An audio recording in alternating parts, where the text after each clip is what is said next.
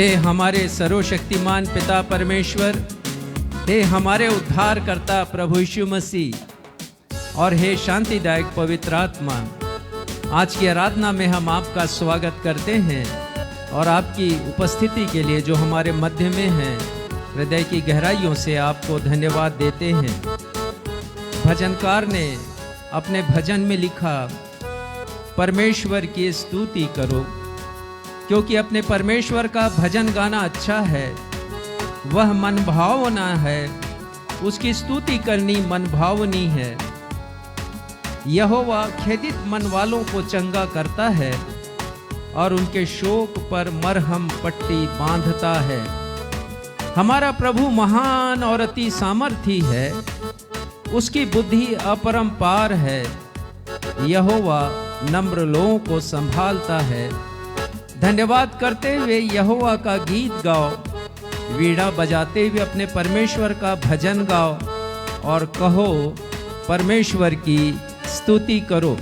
तो आइए प्यारे भाइयों और बहनों, रविवारी आराधना के प्रारंभ में परमेश्वर की स्तुति करें। हम गीत के इन शब्दों के साथ हालेलुया स्तुति गाएं, हम यीशु की स्तुति गाएं हम।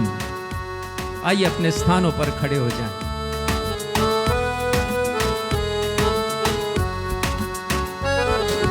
हालेलुया स्तुति गाए हम, यीशु की स्तुति गाए हम।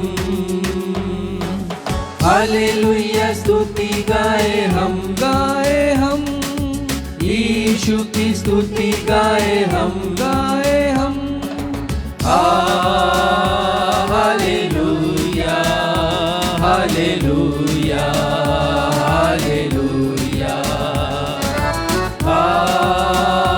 Hallelujah hallelujah hallelujah.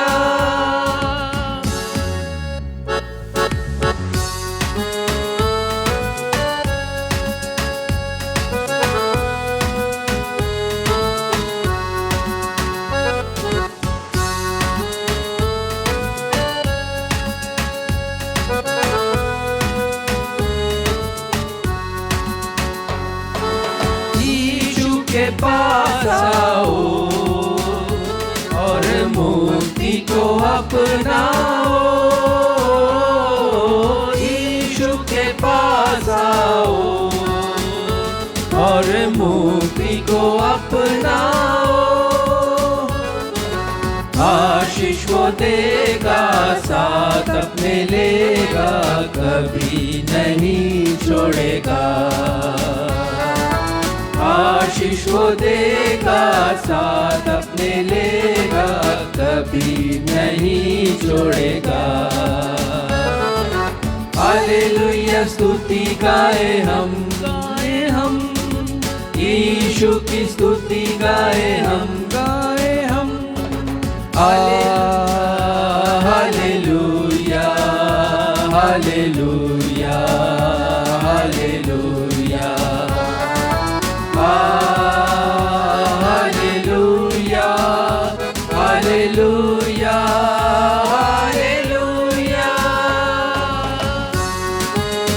जी हाँ प्यारे भाइयों और बहनों, हमें तो संकल्प लेना है कि जीवन भर मैं प्रभु की स्तुति करूंगा।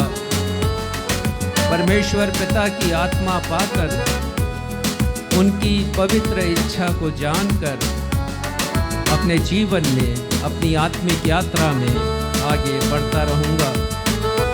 आइए इस पद को हम सब मिलकर गाएं।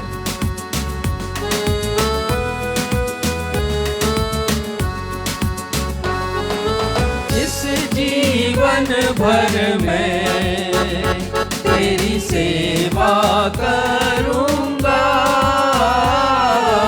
इस जीवन भर में तेरी सेवा करूंगा। तेरी आत्मा पाकर, तेरी इच्छा जानकर आगे ही बढ़ता रहूंगा। तेरी आत्मा पाकर, तेरी इच्छा जानकर आगे ही बढ़ता रहूंगा।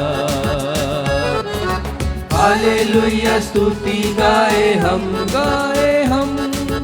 यीशु की स्तुति गाए हम हालेलुया स्तुति गाए हम यीशु की स्तुति गाए हम hallelujah hallelujah hallelujah hallelujah hallelujah hallelujah hallelujah hallelujah.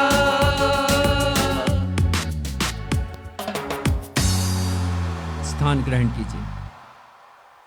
नवजीवन इवेंजलिकल चर्च की 312वीं 312 ऑन एवं ऑफलाइन आराधना में मैं क्षितिज मसीह आप सभी प्रभु भक्तों का अपने उद्धारकर्ता प्रभु यीशु मसीह के अद्वितीय एवं अतुलनीय नाम में स्वागत करता हूं एवं आप सबों को जय यीशु, यीशु सहाय, शालोम, जय मसीह की और प्रेज द लॉर्ड कहता हूं। Praise the Lord.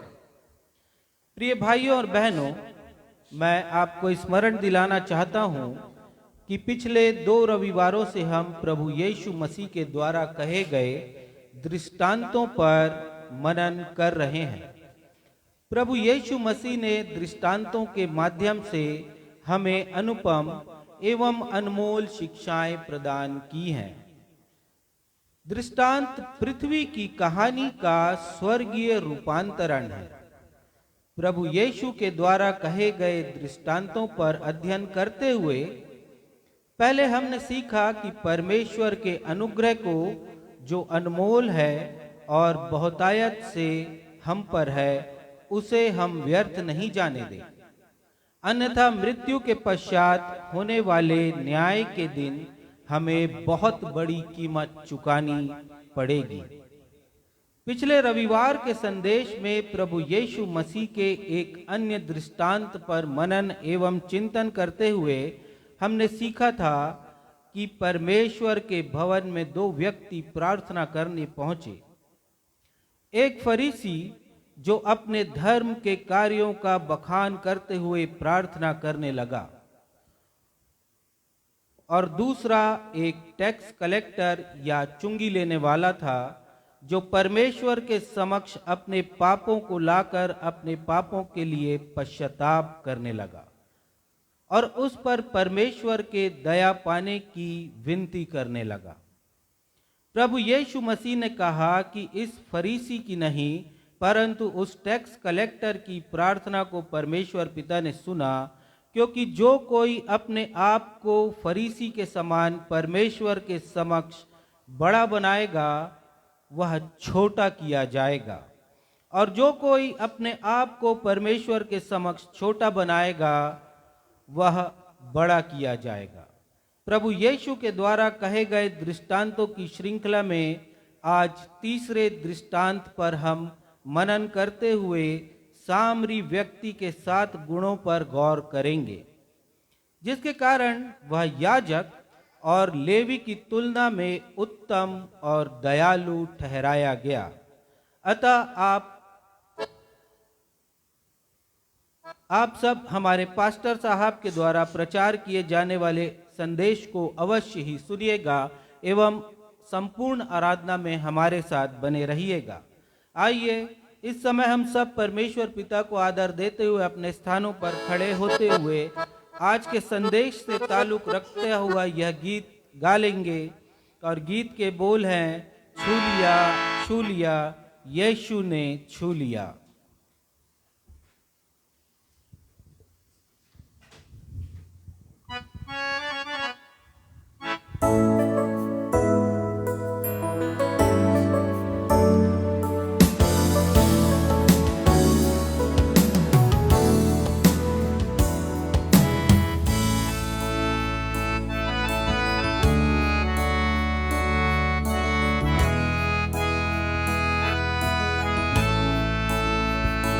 छू लिया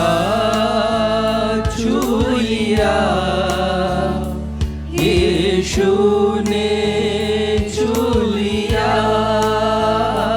छू लिया, छू लिया, यीशु ने छू लिया।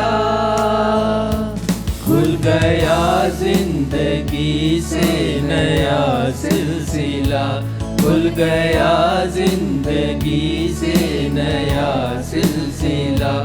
हर घड़ी हर जगह गाओ हालेलुया, हालेलुया, हालेलुया,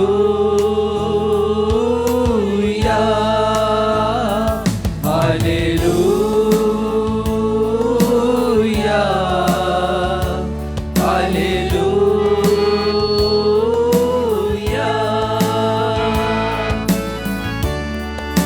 जी हाँ प्यारे भाइयों और बहनों, जब हम अपने पापों में पड़े हुए थे तब यीशु स्वयं हमारे समीप आए, उन्होंने हमें छुआ। पापों के कारण हमारी दशा जख्मी थी, हम घायल थे। यीशु ने छुआ, हमें चंगाई दी है, आत्मा की चंगाई, जिसके द्वारा हम परमेश्वर के पास पहुंच सकते हैं। दिल था वीरान घर, यीशु जीवन का जल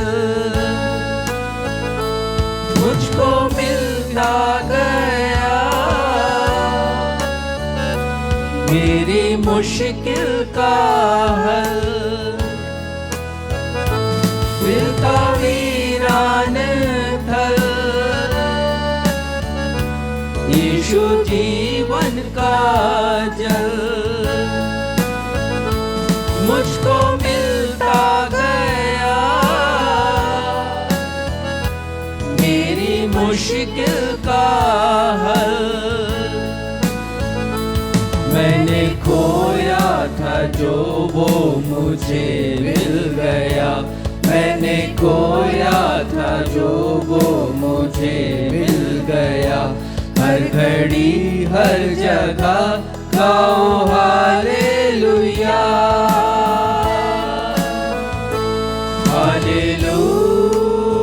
हालेलुया,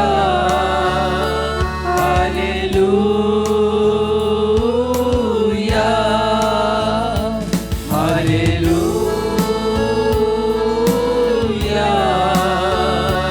हालेलुया।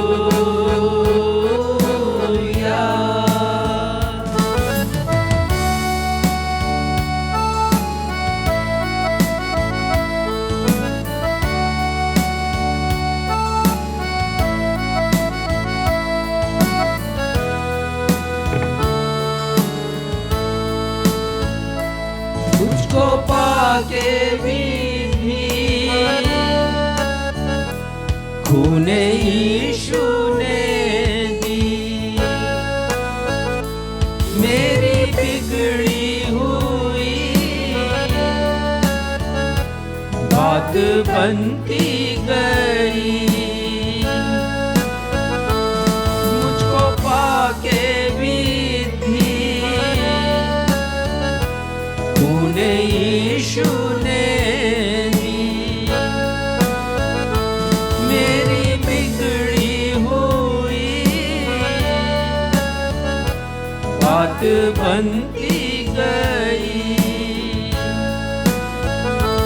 रास्ता खुल गया फिर मुलाकात का, रास्ता खुल गया फिर मुलाकात का।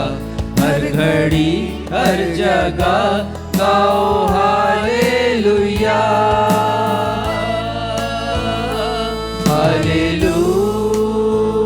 Hallelujah,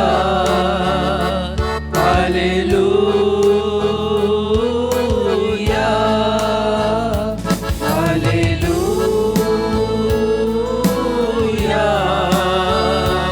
hallelujah.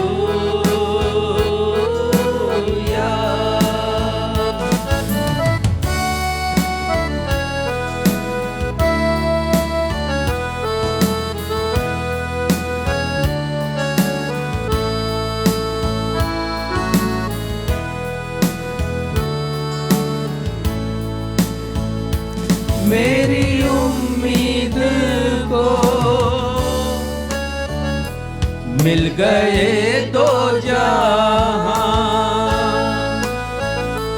एक नई है जमीन,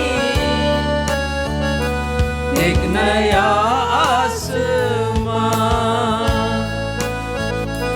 मेरी उम्मीद को मिल गए दो जहां,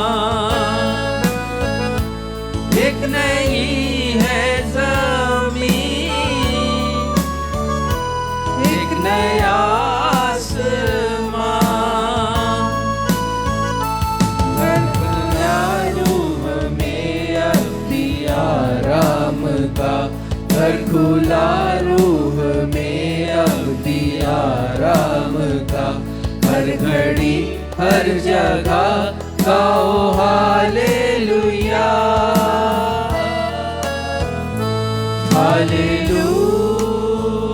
हालेलुया, हालेलुया, हालेलुया, हालेलुया।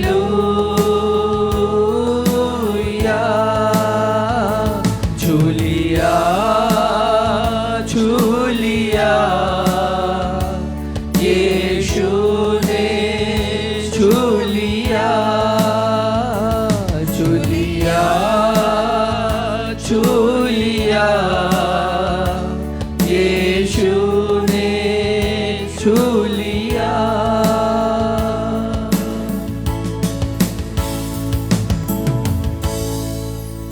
हम अपने स्थानों पर इसी रीति से आदरपूर्वक खड़े रहते हुए आज की आराधना में लिए गए उत्तरवादी पाठ के लिए पवित्र शास्त्र में से निकाल लेंगे भजन संहिता की पुस्तक अध्याय 40 पद 1 से 11।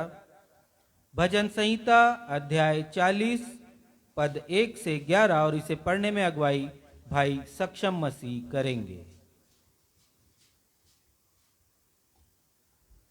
आइए हम सब मिलकर धर्मशास्त्र से निकाल लें भजन संहिता अध्याय 40 पद संख्या 1 से 11 तक। और जैसा कि हमारा दस्तूर रहा है, इस पैसेज को हम उत्तरवादी की रीति से पढ़ लेंगे और अंत में हम सब मिलकर के 10वें और 11वें पद को साथ में पढ़ लेंगे। भजन संहिता 40 पद संख्या 1 से 11। मैं धीरज से यहोवा की बाट जोहता रहा और उसने मेरी ओर झुककर मेरी दुहाई सुनी। उसने मुझे सत्यानाश के गड्ढे और दलदल की कीच में से उबारा और मुझको चट्टान पर खड़ा करके मेरे पैरों को दृढ़ किया है। उसने मुझे एक नया गीत सिखाया जो हमारे परमेश्वर की स्तुति का है। बहुतेरे यह देख कर डरेंगे और यहोवा पर भरोसा रखेंगे। क्या ही धन्य है वह पुरुष जो यहोवा पर भरोसा करता है और अभिमानियों और मिथ्या की ओर मुड़ने वालों की ओर मुंह ना फेरता हो। हे मेरे परमेश्वर यहोवा, तूने बहुत से काम किए हैं। जो आश्चर्य कर्म और कल्पनाएं तू हमारे लिए करता है वह बहुत सी हैं, तेरे तुल्य कोई नहीं। मैं तो चाहता हूँ कि खोलकर उनकी चर्चा करूँ, परंतु उनकी गिनती नहीं हो सकती। मेल बलि और अन्न बलि से तू प्रसन्न नहीं होता। तूने मेरे कान खोदकर खोले हैं। होम बलि और पाप बलि तूने नहीं चाहा। तब मैंने कहा, देख मैं आया हूँ, क्योंकि पुस्तक में मेरे विषय ऐसा ही लिखा हुआ है। हे मेरे परमेश्वर, मैं तेरी इच्छा पूरी करने से प्रसन्न हूँ और तेरी व्यवस्था मेरे अंतःकरण में बसी है। मैंने बड़ी सभा में धर्म के शुभ समाचार का प्रचार किया है। देख, मैंने अपना मुंह बंद नहीं किया। हे यहोवा, तू इसे जानता है। मैंने तेरा धर्म मन ही में नहीं रखा। मैंने तेरी सच्चाई और तेरे किए हुए उद्धार की चर्चा की है। मैंने तेरी करुणा और सत्यता बड़ी सभा में गुप्त नहीं रखी। हे यहोवा, तू भी अपनी बड़ी दया मुझ पर से न हटा ले। तेरी करुणा और सत्यता से निरंतर मेरी रक्षा होती रहे। यह सत्य और जीवित परमेश्वर का सत्य और जीवित वचन है। परमेश्वर पिता, प्रभु यीशु मसीह और पवित्र आत्मा वचन के पढ़े जाने, सुने जाने और समझे जाने पर हम में से हर एक को अपनी बहुतायत की आशीषों से परिपूर्ण करें। हम सब कहें आमीन। आमीन। कलीसिया अपना स्थान ग्रहण करे। अब हमारी कलीसिया के पासवान साहब को अवसर होगा कि वे हम सबों को कलीसियाई सूचनाओं से अवगत कराएंगे। सूचनाओं के पश्चात वे हम सबों के लिए मध्यस्थता की प्रार्थना में अगुवाई भी करेंगे। यदि आप हमारे ऑनलाइन दर्शक जो इस समय हमसे जुड़े हुए हैं या आने वाले समय में इस आराधना में शामिल होंगे, इस प्रसारण को देखते हुए, यदि आप लोगों के पास कोई प्रार्थना निवेदन है या आप अपनी गवाहियों को हमारे साथ साझा करना चाहते हैं तो कृपया फेसबुक, यूट्यूब, व्हाट्सएप, मैसेंजर के कमेंट बॉक्स पर आप अपने निवेदनों को हमें प्रेषित कर सकते हैं।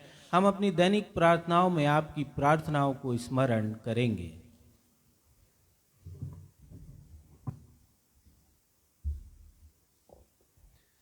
नवजीवन इवेंजलिकल चर्च की 312वीं यानी 312th ऑन एवं ऑफलाइन आराधना में मैं पास्टर राजेश मसीह आप समस्त प्रभु भक्तों का जो इस समय कलीसिया भवन में उपस्थित हैं या फेसबुक पर ऑनलाइन उपस्थित हैं अथवा आने वाले दिनों में यूट्यूब, व्हाट्सएप, मैसेंजर और फेसबुक पर भेजे जाने वाले वीडियो को देखकर हमारी आज की रविवारी आराधना में शामिल होंगे।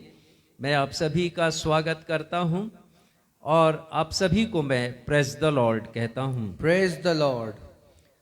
सूचना इस प्रकार से हैं।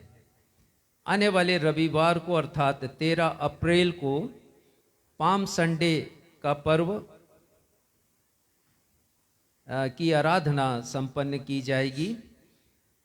आज से 1992 वर्ष पहले प्रभु यीशु मसीह ने यरूशलेम में विजयी प्रवेश किया था और उस प्रभु यीशु मसीह के विजयी प्रवेश को हम स्मरण करेंगे 13 अप्रैल की पाम संडे की आराधना में। तो आप स्मरण रखें, आने वाले रविवार के पश्चात जो रविवार होगा उसमें हम पाम संडे का उत्सव अपनी कलीसिया में मनाएंगे। पाम संडे के पर्व के पश्चात अर्थात 13 अप्रैल के पश्चात सोमवार 14 अप्रैल से गुरुवार 17 अप्रैल तक संध्याकालीन सभाएं होंगी। ये सभाएं संध्या 7 बजे से प्रारंभ होंगी और इन सभाओं का प्रसारण ऑनलाइन किया जाएगा। ऑफलाइन भी ये सभाएं होंगी। 17 अप्रैल गुरुवार को प्रभु भोज स्थापना दिवस हम अपनी कलीसिया में मनाएंगे। साथ ही वे सारे लोग जो अपने निवास स्थान पर रहकर इस प्रभु भोज की प्रभु के मेज की सहभागिता को लेना चाहते हैं तो वो भी ले सकते हैं, यदि वे कलीसिया में जाने में असमर्थ हों तो। 18 अप्रैल शुक्रवार को गुड फ्राइडे अर्थात शुभ शुक्रवार की आराधना 12 बजे से 3 बजे तक संपन्न की जाएगी और ये सब आराधनाएं ऑफलाइन और ऑनलाइन भी होंगी। 20 अप्रैल रविवार को पुनरुत्थान पर्व की आराधना संपन्न की जाएगी। ये समस्त आराधनाएं फेसबुक पर ऑनलाइन प्रसारित होंगी। आराधना के पश्चात जो वीडियो हैं वो यूट्यूब पर, व्हाट्सएप पर, मैसेंजर पर और फेसबुक के ग्रुप्स में प्रेषित कर दिए जाएंगे।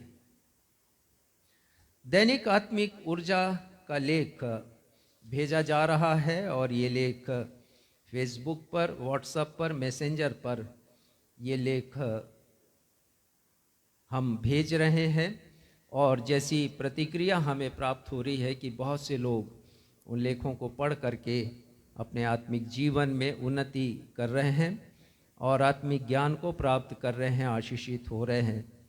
आप सभी से निवेदन है कि उन लेखों को केवल अपने तक सीमित नहीं रखिएगा, शेयर अवश्य कीजिएगा और सुसमाचार प्रचार का हिस्सा आप बनिएगा। आपसे ये भी अनुरोध है कि हमें प्रोत्साहित करने के लिए आप अपने लाइकिंग्स भेजें, अपने कमेंट्स लिखें और जैसा मैंने कहा आपसे कि उसे शेयर अवश्य कीजिएगा।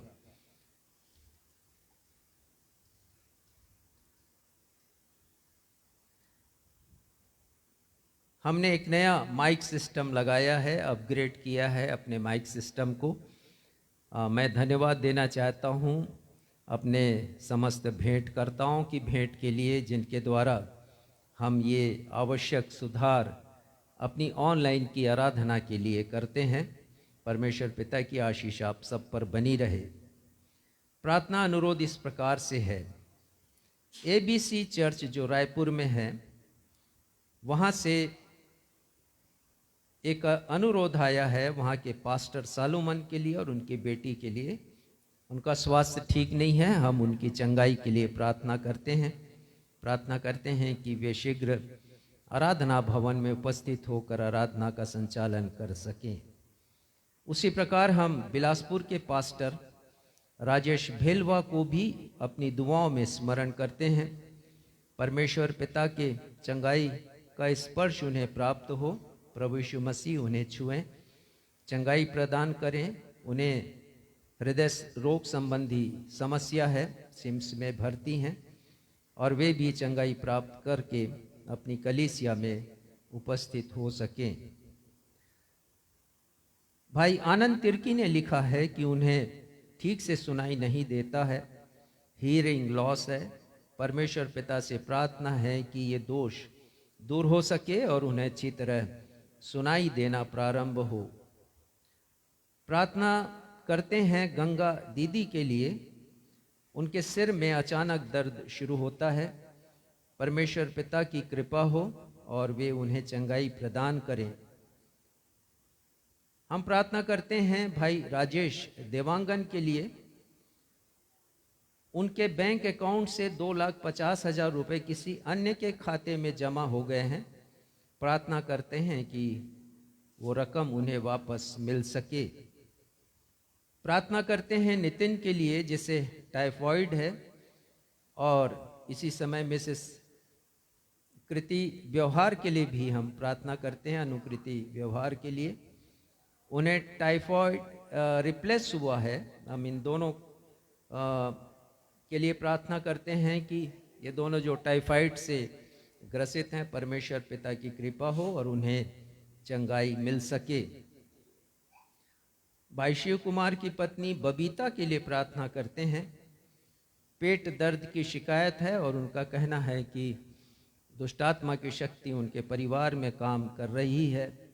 परमेश्वर पिता की कृपा हो और हर प्रकार की ऐसी दुष्टात्मा की शक्तियां जो यीशु के नाम से थर्राती हैं, कांपती हैं, वे उन्हें छोड़कर जा सकें, उन्हें चंगाई मिले। धन्यवाद के विषय इस प्रकार से हैं। हम अपने बेटे पीयूष डेनियल के लिए धन्यवाद देते हैं। हर महीने की तरह इस माह भी उनसे मासिक भेंट हमें प्राप्त हुई है। परमेश्वर पिता की अपार कृपा उनके ऊपर और संपूर्ण डेनियल परिवार के ऊपर बनी रहे। उसी प्रकार हम धन्यवाद देते हैं मिसेस उषा रानी दास के लिए, उनके भाई मिस्टर धर्मेंद्र दास के लिए। उनसे भी हमेशा की तरह मासिक भेंट हमें प्राप्त हुई है। परमेश्वर पिता की कृपा उन दोनों पर और भाई धर्मेंद्र के परिवार के ऊपर बनी रहे। धन्यवाद देते हैं परमेश्वर पिता को कि हमारी एक बहन जो रांची में रहती है, नाम जूलिटा लकरा है, उन्होंने प्रार्थना अनुरोध भेजा था कि वो गर्भ धारण नहीं कर पा रही हैं और परमेश्वर पिता ने प्रार्थना सुनी। उन्होंने बताया कि उन्होंने गर्भ धारण किया है और अनुरोध किया है कि गर्भावस्था में परमेश्वर पिता की सुरक्षा उन्हें मिले और सुरक्षित प्रसव उनका हो सके। आइए इन सारे निवेदनों को हम अपने उद्धारकर्ता प्रभु यीशु मसीह के नाम में अपने सृजनहार परमेश्वर पिता के सिंहासन के समक्ष रखें। हे हमारे परमेश्वर पिता, हृदय की गहराइयों से धन्यवाद देते हैं आपकी कृपा के लिए, आपकी अनुग्रह के लिए पिता, जो बेपरिमाण हम पर नित प्रति बरसती रहती है। सबसे बढ़कर पिता हम अपने उद्धारकर्ता प्रभु यीशु मसीह के लिए धन्यवाद देते हैं, जिन्हें आपने हमारे लिए इस संसार में भेजा। पिता, आपसे हमारी दशा जो पाप के कारण हुई थी वो देखी नहीं गई। आपने उपाय किया हमारी मुक्ति का, हमारे उद्धार का, और प्रभु यीशु मसीह संसार में आए हैं पिता। हमें जब पाप के कारण जख्मी देखा, हमें बचाने के लिए वो आए, बहुत करीब आए, हमें स्पर्श किया, हमें छुआ है पिता, और हमारे पाप रूपी जख्मों पर उन्होंने उपचार किया, सलीब के ऊपर अपना प्राण दिया, बलिदान किया, हमें मुक्ति प्रदान की और ये योग्यता प्रदान की कि हम आप तक पहुंच सकते हैं पापों की क्षमा प्राप्त करके प्रभु यीशु मसीह से। और सिर्फ इतना ही नहीं, उन्होंने तीसरे दिन मृतकों में से जी उठकर हमें संदेश दिया कि मृत्यु हमारे लिए अंतिम शब्द नहीं, जीवन का पूर्ण विराम नहीं, लेकिन ऐसे जीवन का प्रारंभ है जो अनंत काल तक हमें दिया जाएगा, जिसे मृत्यु का नामो निशान नहीं होगा। पिता, होने दीजिए कि आज जबकि हम एक ऐसे विषय पर अध्ययन कर रहे हैं, एक व्यवस्थापक के प्रश्न पर, तो हम जान सकें पिता कि हमें अनंत जीवन कैसे मिलेगा। वे सब प्रार्थना अनुरोध अभी जिनका वर्णन हमने किया है पढ़ते हुए, हम जानते हैं पिता कि इसके पहले हम इसे लिखें, इसके पहले कि लोग हमें यूट्यूब, मैसेंजर, व्हाट्सएप पर अपने अनुरोध भेजें, फ़ोन से हमें बताएं, आपको सब कुछ मालूम है, क्योंकि यीशु ने कहा कि परमेश्वर पिता सब कुछ जानते हैं, तुम्हारी विनतियों को मांगने से पहले ही उन्हें मालूम होता है। फिर भी पिता, हम आपका सम्मान करते हैं, आदर करते हैं, क्योंकि आप सर्वसामर्थी परमेश्वर हैं। और पिता, एक दीन मन की प्रार्थना को कभी आप तुच्छ नहीं जानते, इसलिए सारे निवेदन अपने उद्धारकर्ता प्रभु यीशु मसीह के नाम से आपके सिंहासन के समक्ष हम रखते हैं। धन्यवाद देते हैं पिता उन प्रार्थनाओं के लिए जो सुनी गई हैं, जिनका उत्तर हमें मिला है। धन्यवाद देते हैं अपने प्रत्येक उन भाई बहनों के लिए जिन्होंने अपनी भेंटें अर्पित की हैं, ताकि हम आपके राज्य का विस्तार इस पृथ्वी पर कर सकें, आपकी योजना को पूरी कर सके। उन समस्त हमारे भाई बहनों के ऊपर आपकी कृपा बनी रहे। पिता, हम प्रार्थना करते हैं हर एक उन लोगों के लिए, विशेषकर अपने दर्शकों के लिए, उनकी जो भी आवश्यकताएं, ज़रूरतें हैं, प्रभु यीशु मसीह के नाम में पूरी हो सके। जो भी बीमार है, जिन्हें चंगाई की आवश्यकता है पिता, और जो बहुत परेशान है, दुखी हैं, उनके दुख को दूर कीजिए, समस्याओं को, परेशानियों को दूर कीजिए, उन्हें चंगाई प्रदान कीजिए। आगे की आराधना को आपके सामर्थी बलवंत हाथ में सौंपते हुए अपनी इस प्रार्थना को अपने उद्धारकर्ता प्रभु यीशु के नाम से मांगते हैं, जिन्होंने ये प्रार्थना करना हमें सिखाया। हे हमारे पिता, आप जो स्वर्ग में हैं, आपका नाम पवित्र माना जाए, आपका राज्य आए, आपकी इच्छा जैसे स्वर्ग में पूरी होती है वैसे इस पृथ्वी पर भी पूरी हो। हमारे दिन भर की रोटी आज हमें दीजिए, और जैसे हमने अपने अपराधियों को क्षमा किया है, वैसे ही हमारे अपराधों को क्षमा कीजिए। हमें परीक्षा में नहीं डालिए, बल्कि बुराई से बचाइए, क्योंकि राज्य, पराक्रम और महिमा सदा आपके हैं। आमीन।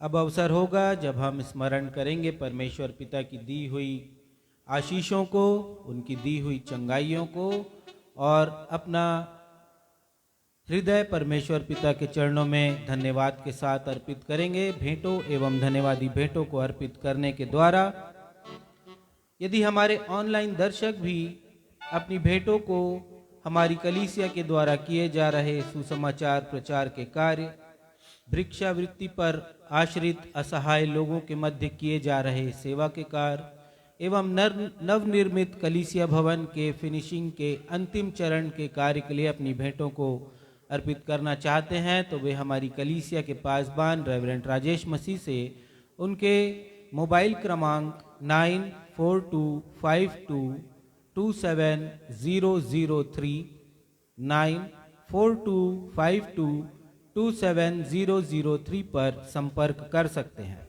आइए इस समय जब हम अपनी भेंटों को अर्पित करेंगे, हम सब मिलकर यह गीत गाएं। गीत के बोल हैं, जय देने वाले प्रभु यीशु को कोटि कोटि धन्यवाद, जीवन देने वाले प्रभु यीशु को जीवन भर धन्यवाद।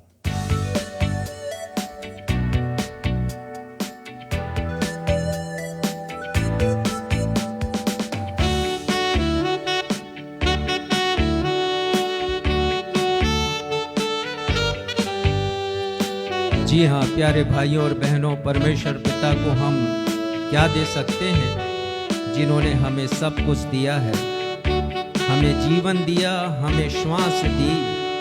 हमारे हृदय की हर एक धड़कन कहती है कि जो कुछ उन्होंने दिया हमें, हमारी सोच और हमारी उम्मीद से बढ़कर के है। हम केवल उन्हें धन्यवाद दे सकते हैं। तो आइए धन्यवाद दें इस गीत को गाकर। जय देने वाले प्रभु यीशु को कोटि कोटि धन्यवाद, जीवन देने वाले प्रभु यीशु को जीवन भर धन्यवाद। जय देने वाले प्रभु यीशु को कोटि कोटि धन्यवाद, जीवन देने वाले प्रभु यीशु को जीवन भर धन्यवाद। हालेलुया हालेलुया गाएंगे, आत्मा से वचन सुनाएंगे। हालेलुया हालेलुया गाएंगे, आत्मा से वचन सुनाएंगे। यीशु जिंदा है, वो आने वाला है। यीशु जिंदा है, वो आने वाला है।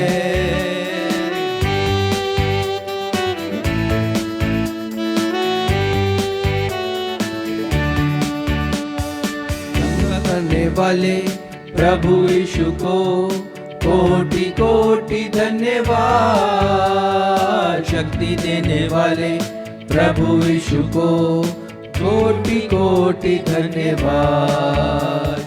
चंगा करने वाले प्रभु यीशु को कोटि कोटि धन्यवाद, शक्ति देने वाले प्रभु यीशु को कोटि कोटि धन्यवाद। हालेलुया हालेलुया गाएंगे, आत्मा से वचन सुनाएंगे। हालेलुया हालेलुया गाएंगे, आत्मा से वचन सुनाएंगे। यीशु जिंदा है, वो आने वाला है। यीशु जिंदा है, वो आने वाला है।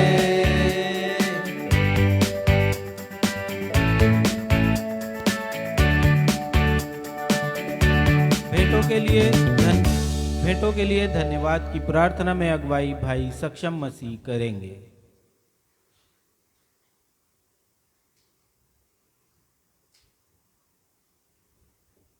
आइए इन भेंटों के लिए हम परमेश्वर पिता को धन्यवाद दें। हे सर्वशक्तिमान पिता, स्वर्ग और पृथ्वी के सृष्टिकर्ता परमेश्वर, हमारे जीवन के पालनहार और तारणहार परमेश्वर, हम इस समय इन भेंटों को लेकर के आपके चरणों की समीपी में आते हैं। मृत्यु के बंधन को तोड़ने वाले, मृत्यु के ऊपर जय प्राप्त करने वाले और शैतान के सिर को कुचलने वाले प्रभु यीशु मसीह के नाम के साथ धन्यवाद देते हैं प्रभु, आपकी उस बड़ी कृपा के लिए, करुणा के लिए, जिसे आज हम अपने जीवन में देखते हैं। इस सुंदर जीवन के लिए, इस सुंदर दिन के लिए प्रभु हम आपको धन्यवाद देते हैं। धन्यवाद देते हैं उस संगति के लिए प्रभु जो आपने हमें प्रदान की।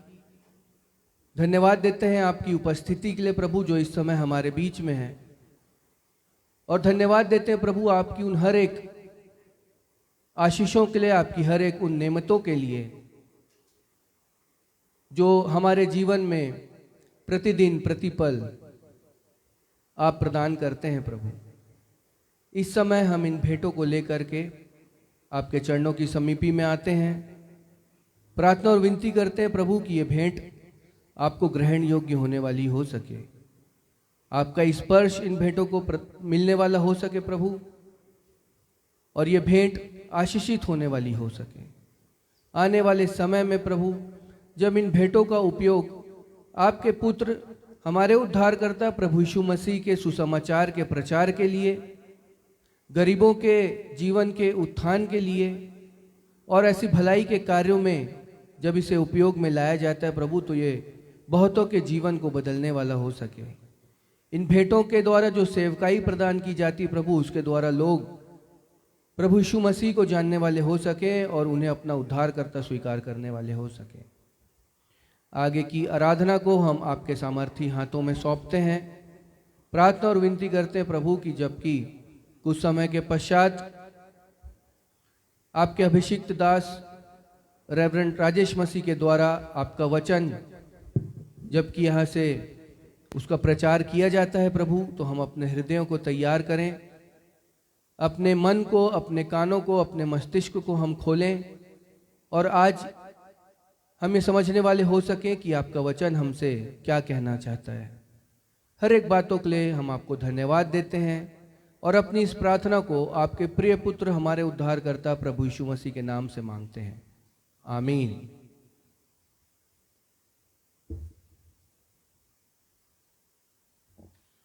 पवित्र शास्त्र बाइबल से पाठों के पठन का समय होगा। पहला पाठ जो लिया गया है पुराने नियम से, लय व्यवस्था की पुस्तक अध्याय 21 पद 1 से 4 एवं पद 8। लय व्यवस्था अध्याय 21 पद 1 से 4 एवं पद 8। इसे पढ़ने में हमारी अगुवाई भाई बंटी सिद्धू करेंगे। दूसरा पाठ जो नए नियम से लिया गया है, यूहन्ना की पत्री पहला यूहन्ना अध्याय 4 पद 19 से 21।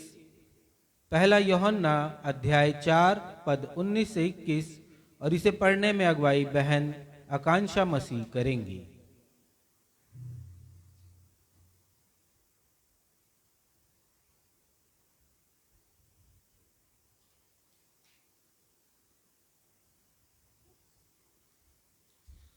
सर्वप्रथम आप सबको जय मसीह की। जय मसीह की। आइए पवित्र शास्त्र से हम पढ़ेंगे लय व्यवस्था की पुस्तक, उसका 21 अध्याय, उसका 1 से लेके 4 और 8 वचन। खुदावंद का कलाम यहाँ पे यूं फरमाता है, फिर यहोवा ने मूसा से कहा, हारून के पुत्र जो याजक हैं उनसे कह कि तुम्हारे लोगों में से कोई भी मरे तो उसके कारण तुम में से कोई अपने को अशुद्ध ना करे। अपने निकट कुटुंबियों अर्थात अपनी माता या पिता या बेटे या बेटी या भाई के लिए या अपनी कुंवारी बहन जिसका विवाह ना हुआ हो, जिनका निकट का संबंध है, उनके लिए वह अपने को अशुद्ध कर सकता है। पर याचक होने के नाते वह अपने लोगों में प्रधान है, इसलिए वह अपने लोगों को ऐसा अशुद्ध ना करे कि अपवित्र हो जाए। वचन 8 यहाँ पे यूं फरमाता है, इसलिए तू याचक को पवित्र जानना, क्योंकि वह तुम्हारे परमेश्वर का भोजन चढ़ाया करता है, इसलिए वह तेरी दृष्टि में पवित्र ठहरे, क्योंकि मैं यहोवा जो तुमको पवित्र करता हूँ पवित्र हूँ। खुदाबंद का कलाम हम सबको आशीष दे। सब कहें आमीन। आमीन।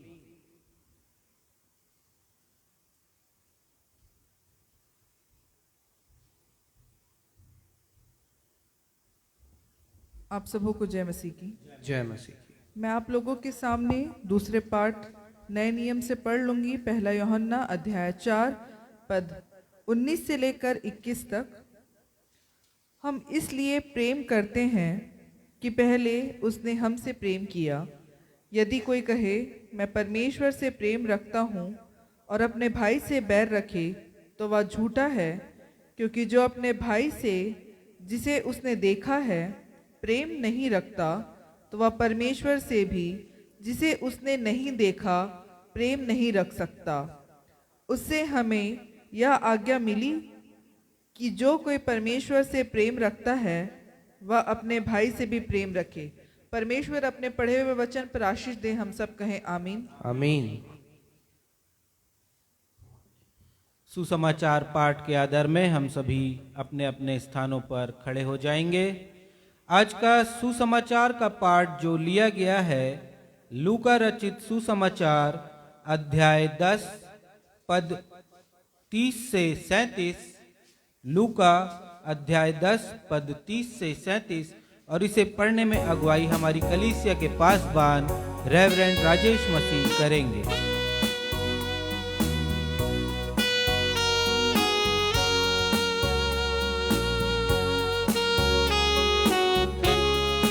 आज का सुसमाचार का पाठ लूका रचित सुसमाचार उसका 10वां अध्याय पद संख्या 30 से लेकर पद संख्या 37 तक।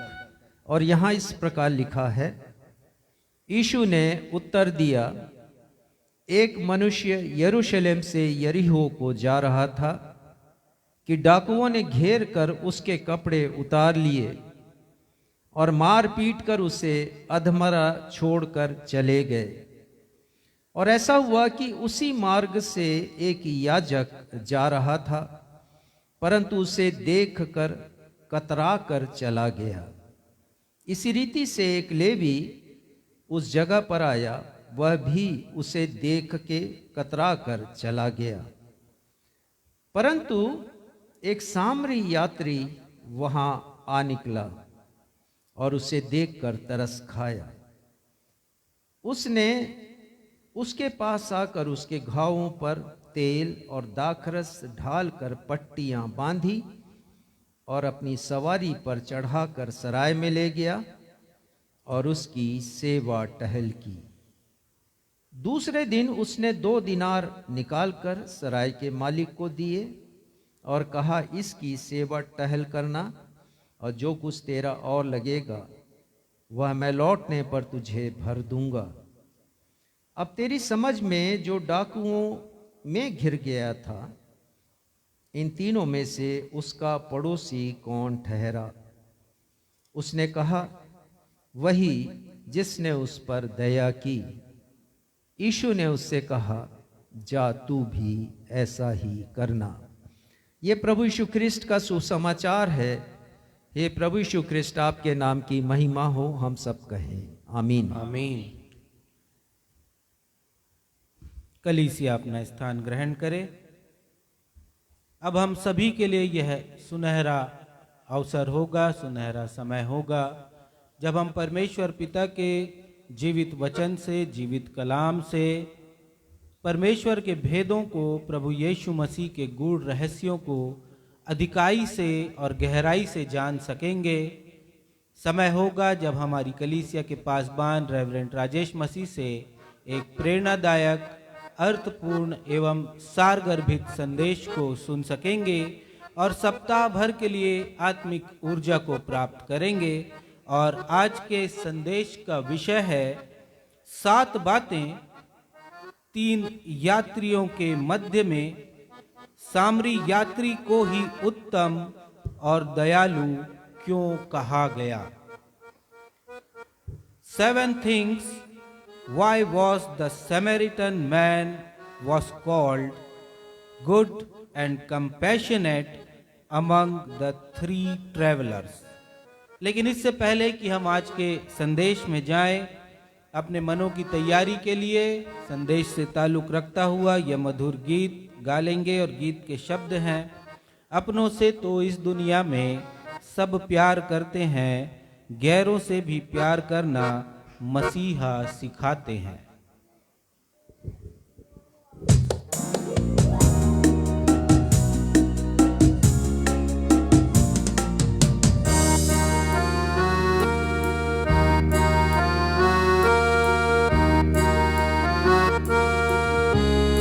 बहुत ही अधिक ये अर्थ से भरा हुआ गीत है और हकीकत कहता है हमारी जिंदगी की। वास्तव में हम अपनों से मोहब्बत करते हैं, अपनों से प्यार करते हैं, पर ये यीशु ही हैं जिन्होंने हमें सिखाया कि हमें गैरों से भी प्यार करना है, जरूरतमंदों से प्यार करना है। संत यूहन्ना ने लिखा कि यदि हम कहें कि परमेश्वर से प्रेम करते हैं और अपने भाई से जिसे हमने देखा है प्रेम नहीं करते, तो परमेश्वर का प्रेम हम में कैसे बना रह सकता है। आइए आज के दृष्टांत के संदर्भ में जिस पर अभी हम अध्ययन करने वाले हैं, इस गीत को गाएं ताकि दृष्टांत को और अच्छी तरह समझ सके।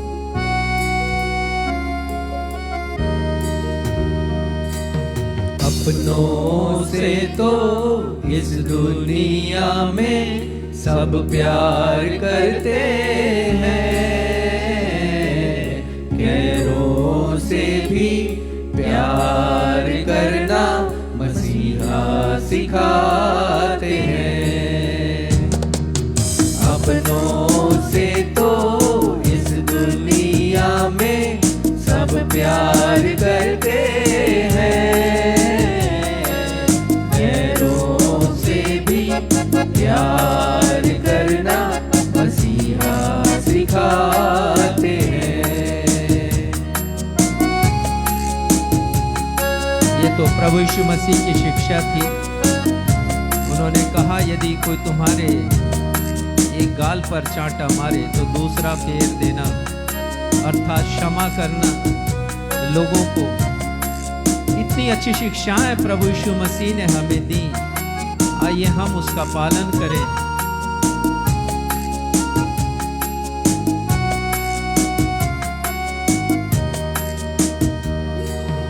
एक गाल पर कोई मारे जो चाटा, दूजा गाल भी देना।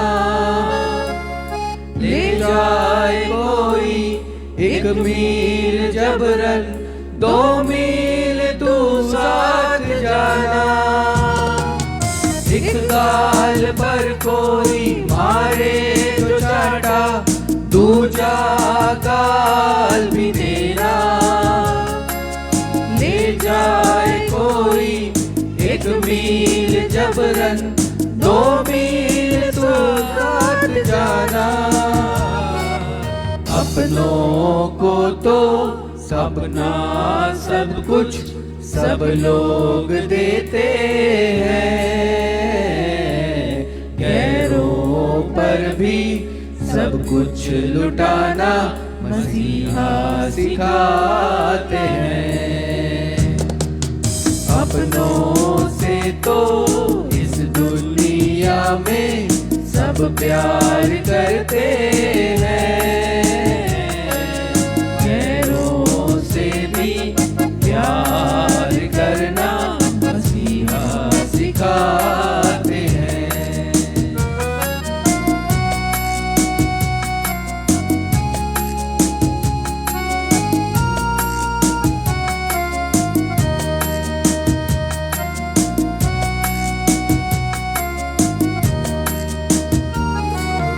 अपनों से जैसा वैसा ही अपने पड़ोसी से प्रेम करो। यीशु मरा तेरे पापों की खातिर, यह विश्वास करो। अपनों से जैसा वैसा ही अपने पड़ोसी से प्रेम करो। यीशु मरा तेरे पापों की खातिर, यह विश्वास करो। अपनों पर तो लोग यहाँ पर ऐतबार करते हैं, गैरों पर भी ऐतबार करना मसीहा सिखाते हैं। अपनों से तो इस दुनिया में सब प्यार करते हैं, गैरों से भी प्यार करना मसीहा सिखाते हैं, मसीहा सिखाते हैं, मसीहा सिखाते हैं।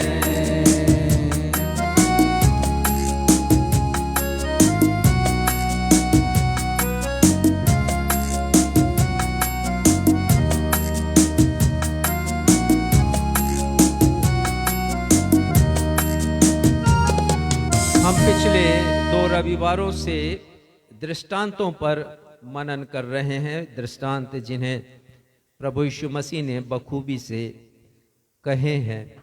अभी तक हम 2 दृष्टांतों पर गौर कर चुके हैं। पहले हमने मत्ती रचित सुसमाचार के अध्याय 18 पद संख्या 21 से 25 में प्रभु यीशु मसीह के द्वारा कहे गए एक दृष्टांत निर्दयी सेवक और दयावान राजा पर गौर करते हुए सीखा था कि परमेश्वर का अनुग्रह जो हम पर हुआ है वो अनमोल है और बेशकीमती है, इसलिए हमें इसे व्यर्थ में नहीं जाने देना है।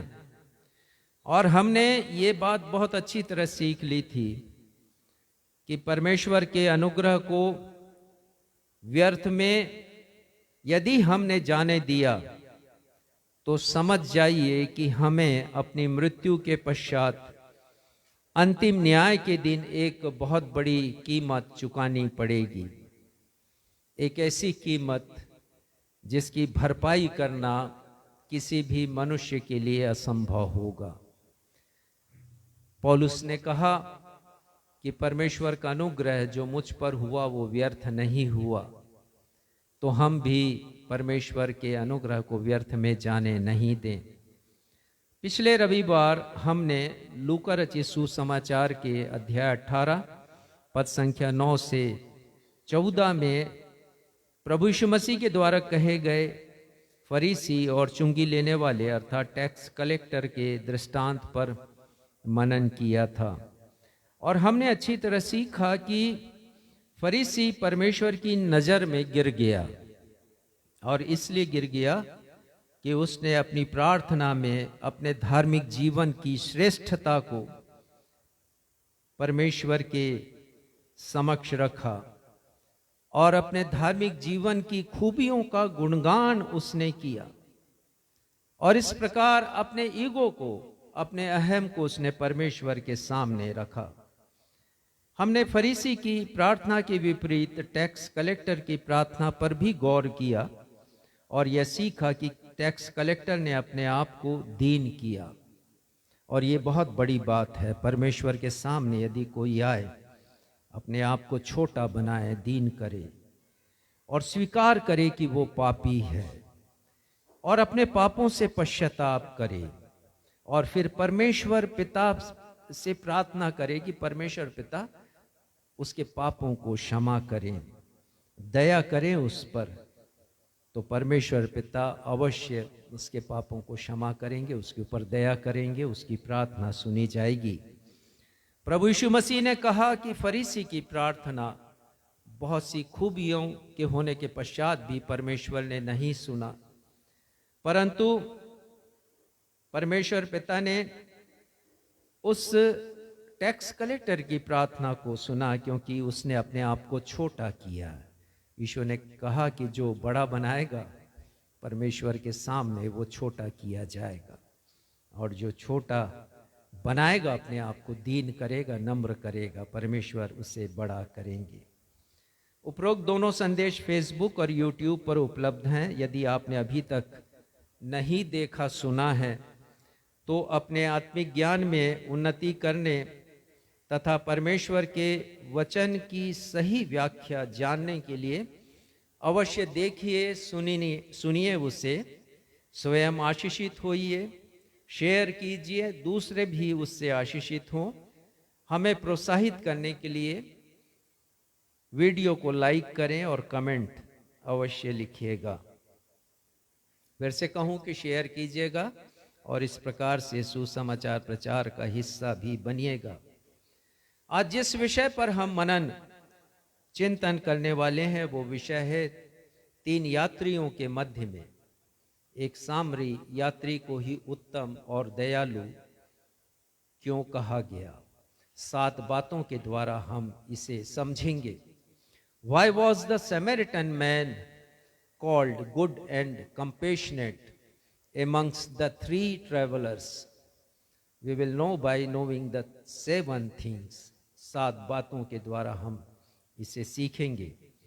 यह विषय प्रभु यीशु मसीह के द्वारा कहे गए दयालु सामरी या गुड सैमरिटन नामक विश्व प्रसिद्ध दृष्टांत से हमने लिया है।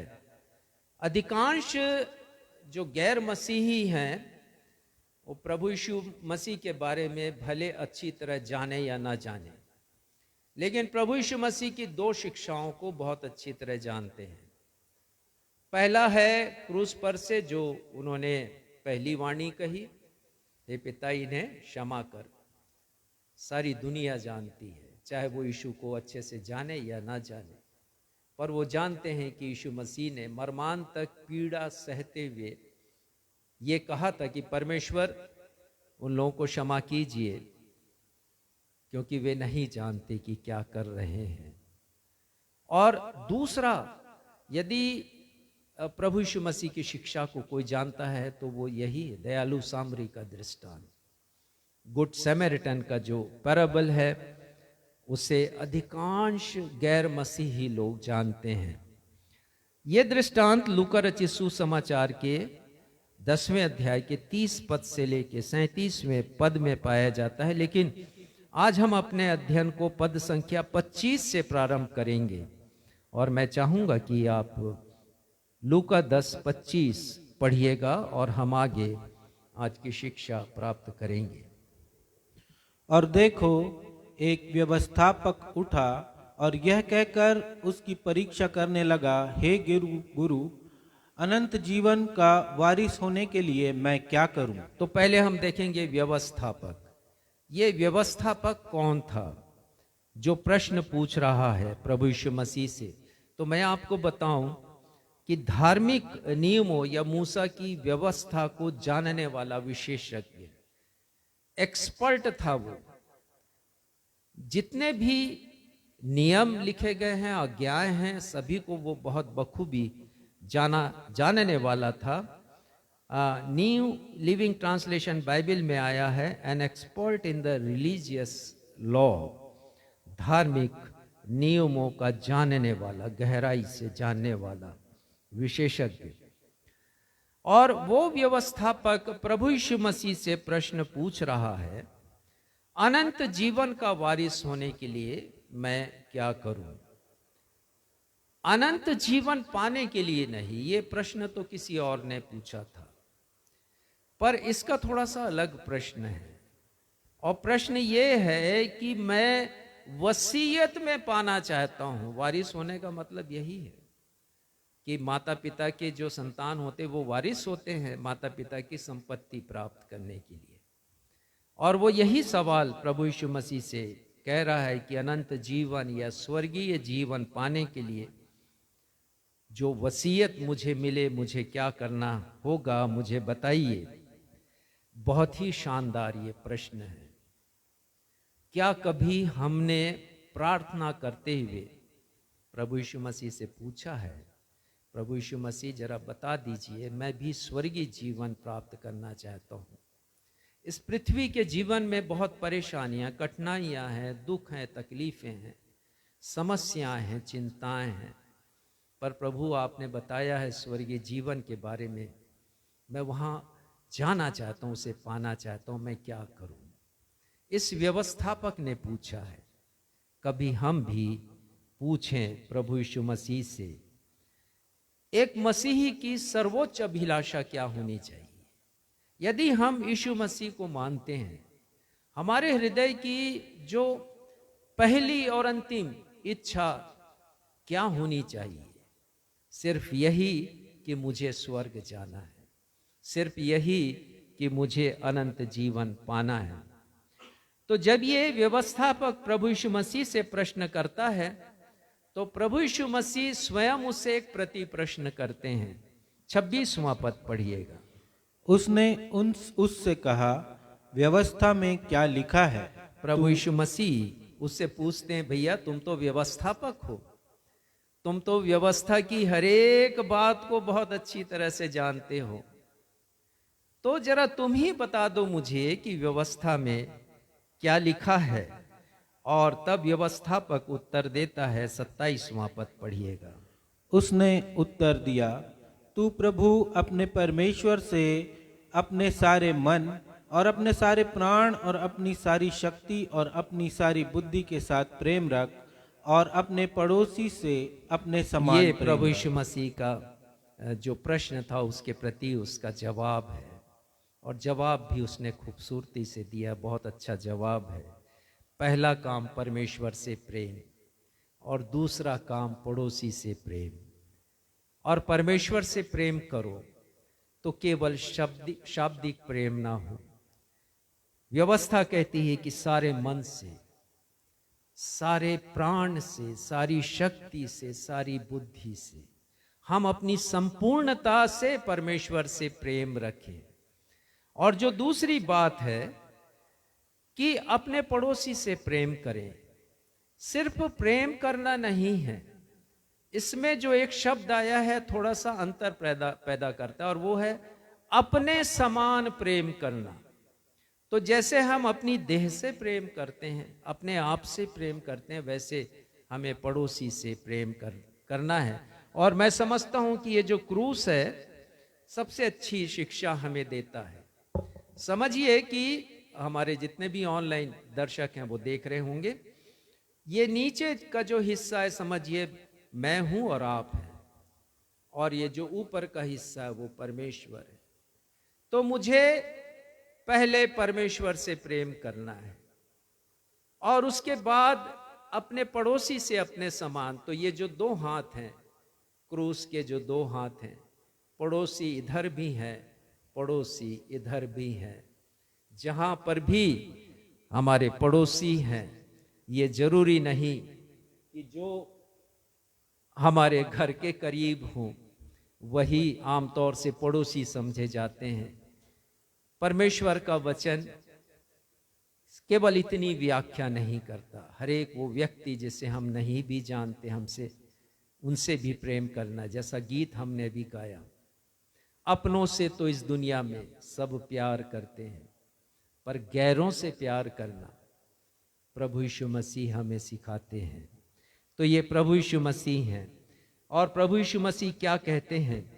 28वां पद पढ़िएगा। जब उसका जवाब, उस व्यवस्थापक का जवाब यीशु ने सुना है, तब वो क्या कहते हैं? उसने उससे कहा, तूने ठीक उत्तर दिया, यही कर तो तू जीवित रहेगा। हाँ, प्रभु यीशु मसीह कहते हैं कि अनंत जीवन यदि पाना है, तुम्हें जीवित रहना है मौत के बाद भी, तो तुम यही करो। बहुत अच्छा जवाब। प्रभु यीशु मसीह प्रसन्न हो जाते हैं और कहते हैं कि बहुत ठीक तूने उत्तर दिया है, तुम्हें यही करना है। तो जब उसे प्रभु यीशु मसीह का उत्तर मिल जाता है तब वो चुप नहीं बैठता है। वो व्यवस्थापक अपने आप को यीशु के समक्ष श्रेष्ठ ठहराना चाहता है। लिखा है 29वां पद, आप पढ़िएगा। परंतु उसने अपने आप को धर्मी ठहराने की इच्छा से यीशु से पूछा, तो मेरा पड़ोसी कौन है? वो स्वयं पूछता है यीशु से कि यीशु आप बताइए मेरा पड़ोसी कौन है। और इस प्रश्न को पूछने का एक कारण है, और कारण ये है, वो छोटा मोटा कारण नहीं, बहुत बड़ा कारण है। उसके मन में वो आज्ञा थी जिसे मूसा ने इजरायलियों को दिया था। आप निकालिएगा लेवी अवस्था 19:18, लेवी अवस्था 19:18। और वहां पर परमेश्वर के द्वारा मूसा ने इजरायलियों को आज्ञा दी, और वो वहां लिखा है, अपने जाति भाइयों से बैर नहीं रखना। मतलब एक इजरायली दूसरे इजरायली से, एक यहूदी दूसरे यहूदी से दुश्मनी नहीं रखे, परंतु अपने पड़ोसी से अपने समान प्रेम रखे। तो आमतौर से होता यह था कि एक यहूदी दूसरे यहूदी को ही अपना पड़ोसी मानता था। लेकिन जो प्रभु यीशु मसीह की शिक्षाएं थी, जब प्रभु यीशु मसीह ने शिक्षा देना शुरू किया तो बिल्कुल लगा ये तो विपरीत बात कर रहे हैं। यीशु मसीह तो व्यवस्था के खिलाफ बात कर रहे हैं। तो उसके प्रश्न को हल्के में नहीं लीजिएगा। यदि उसने यीशु से कहा मेरा पड़ोसी कौन है, उसके मन में कुछ दूसरी बात घूम रही थी। और बात यह थी कि मत्ती 6 उसके 43 पद में प्रभु यीशु मसीह ने क्या कहा, अपने शत्रुओं से प्रेम करो और अपने सताने वालों के लिए प्रार्थना करो। तो वो ये सोच रहा है कि ये तो यीशु दूसरी शिक्षा दे रहे हैं कि शत्रु यदि तुम्हारे गैर यहूदी लोग हैं, तुम्हारे जात के नहीं हैं, हम कैसे उनसे प्रेम कर रख सकते हैं यदि उनके मन में हमारे प्रति कड़वाहट है तो, और उनके लिए हम कैसे प्रार्थना कर सकते हैं जो हमें सताते हैं। और उसके बाद उसके मन में यह भी विचार है कि ये यीशु तो अन्य जातियों को चंगाई दे रहे हैं। जैसे हम पढ़ते हैं कि एक बहुत बड़ा अधिकारी था, कफरनहूम का सूबेदार था, और वो रोमन था और वो मूर्ति पूजक था, लेकिन यीशु मसीह ने उसके सेवक को चंगाई दी। तो इस प्रकार के अनेक प्रश्न उसके मन में गूंज रहे थे और वो पूछता है कि प्रभु मेरा पड़ोसी कौन है? वचन में तो ये लिखा है मेरे अपने लोग ही मेरे पड़ोसी हैं। उसके मन में ये भी ख्याल आता है कि यीशु ने तो इनको भोजन खिलाया है, 5 रोटी 2 मछली के द्वारा बहुत स्वादिष्ट भोजन इन्होंने किया। उसमें तो सारे लोग शामिल थे, यहूदी भी थे, गैर यहूदी भी थे। तो ये यीशु बताएं मुझे मेरा पड़ोसी कौन है। और उसके बाद जो यीशु ने बताया है वो दयालु सामरी के दृष्टांत के नाम से जग प्रसिद्ध है। और अब हम उसके ऊपर आएंगे। हमारे लिए भी बड़ा प्रश्न है, और प्रश्न ये है कि हमारा पड़ोसी कौन है? क्या वे ही लोग हमारे पड़ोसी हैं जो हमारे घर के आसपास रहते हैं? क्या वे ही लोग हमारे पड़ोसी हैं जो हमारी कलीसिया के सदस्य हैं? क्या वे ही लोग हमारे पड़ोसी हैं जो हमारे नाते रिश्तेदार हैं?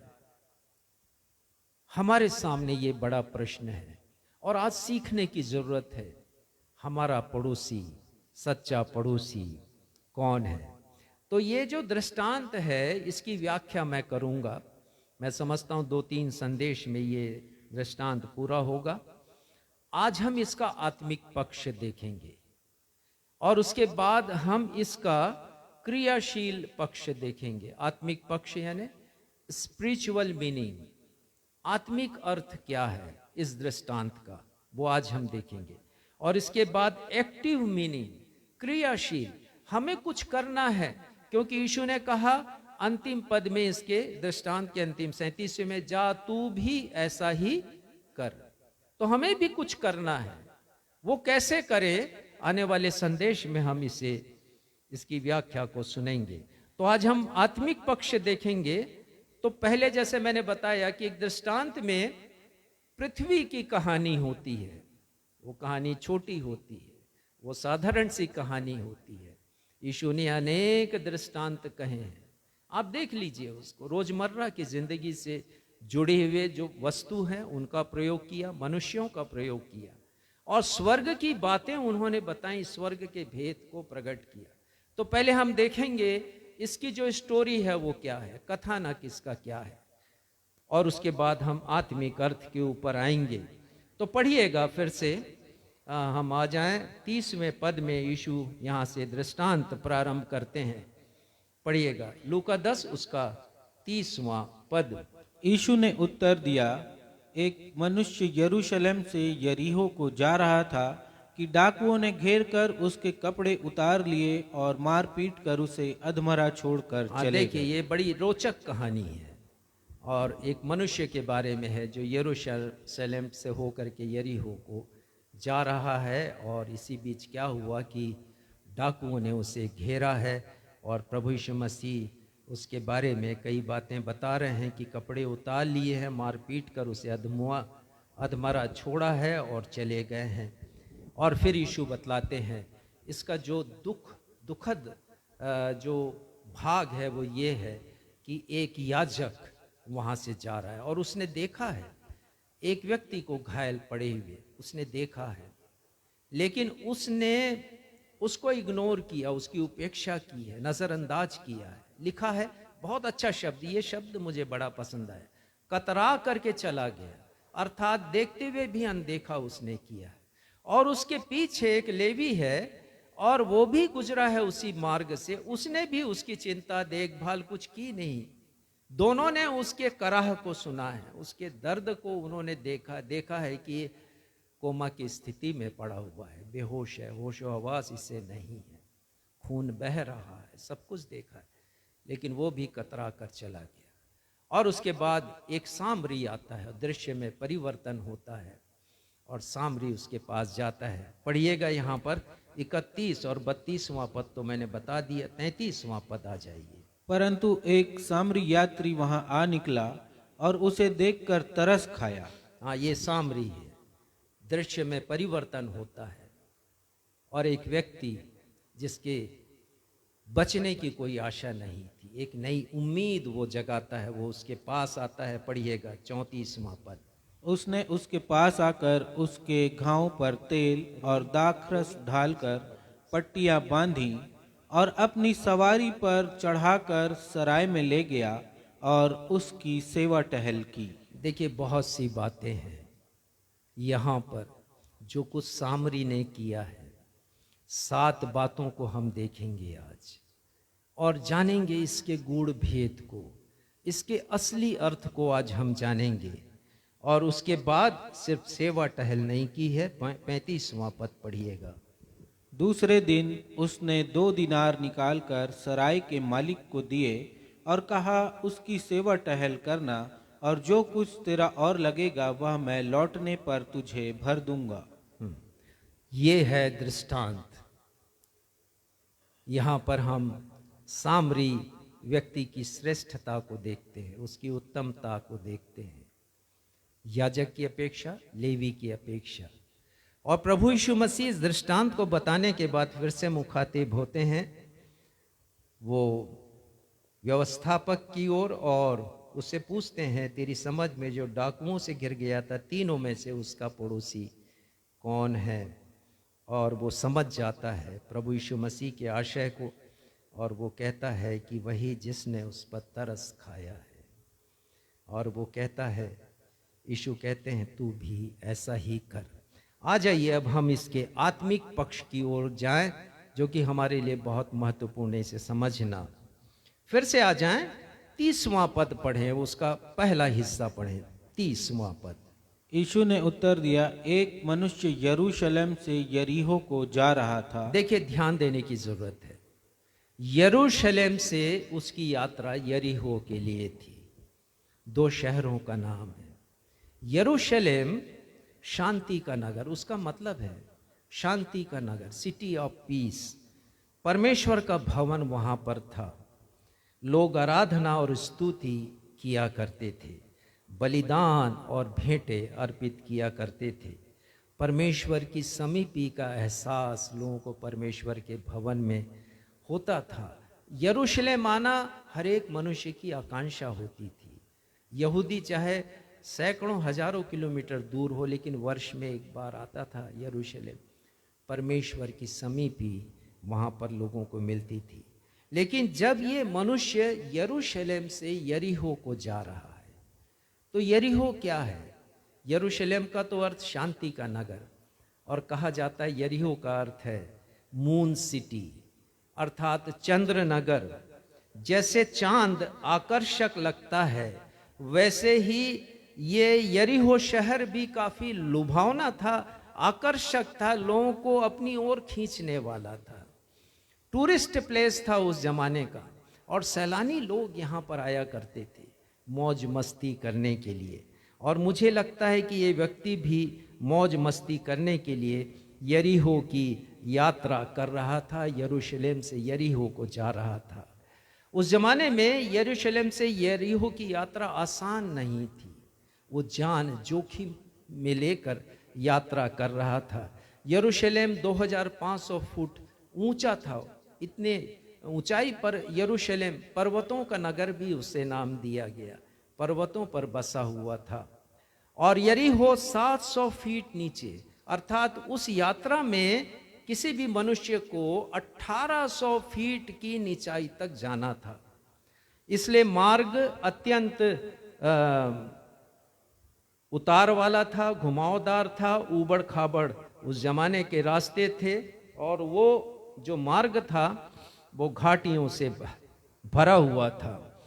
ऊंची ऊंची चट्टानें थीं, जिसके कारण वो मार्ग डाकुओं के छिपने के लिए बहुत ही सुविधाजनक स्थान था। अब पढ़िएगा दूसरा हिस्सा, 30वां पद, दूसरा हिस्सा। और मार पीट कर उसे अधमरा छोड़कर चले गए। हाँ देखिए, उसे मारा है, पीटा है, इसका पैसा लूटा होगा उन्होंने, और मारा है, पीटा है उसे। इसके पहले और भी कई बातें हैं। डाकुओं ने उसे घेर कर, 6 बातें हैं यहाँ पर, और मैं बताऊंगा 6 बातें। पहला तो ये डाकुओं ने, एक डाकू नहीं है, बहुत से डाकू हैं। दूसरी बात, यीशु कहते हैं उसे घेर कर पकड़ा है। शिकार को पकड़ने का उनका एक अलग तरीका था।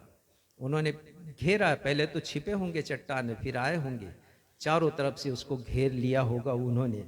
और उसके बाद तीसरी बात, उसके कपड़ों को उन्होंने उतारा है, निर्वस्त्र कर दिया है। चौथी बात, यीशु कहते हैं उसे मारा पीटा है, उसे जख्मी किया है। पांचवी बात, उसे अधमरा कर दिया है, वो अपना होशो हवास खो बैठा है, सिर पर डंडे बरसाए होंगे, जो कुछ भी किया होगा वो होशो हवास उसने खोया। यीशु कहते हैं अधमरा है वो, इस दशा में वो पड़ा हुआ है। और छठवीं बात, उसे अकेला छोड़ दिया है और वो वहां से भाग गए हैं। अर्थ क्या है? पद 30 का आत्मिक अर्थ बताना चाहूंगा। देखिए, जैसे यरूशलेम नगर परमेश्वर की संगति, और यरीहो मैंने बताया एक सांसारिक नगर था। जब हम परमेश्वर की संगति को, परमेश्वर की सहभागिता को छोड़कर संसार में जाएंगे तो जरूर परेशानी में, मुसीबत में, कठिनाइयों में फंसेंगे। ये बात साबित होती है। तो परमेश्वर की संगति में रहना हमारे जीवन का लक्ष्य होना चाहिए। फिर ना सोचें संसार में जाएंगे। जैसे ये गया है एक सांसारिक नगर में और उसे जख्मी होना पड़ा है, अधमरा होना पड़ा है, हमारी भी दशा हो सकती है। दूसरी बात, डाकू आए हैं। ये डाकू पाप का प्रतीक है।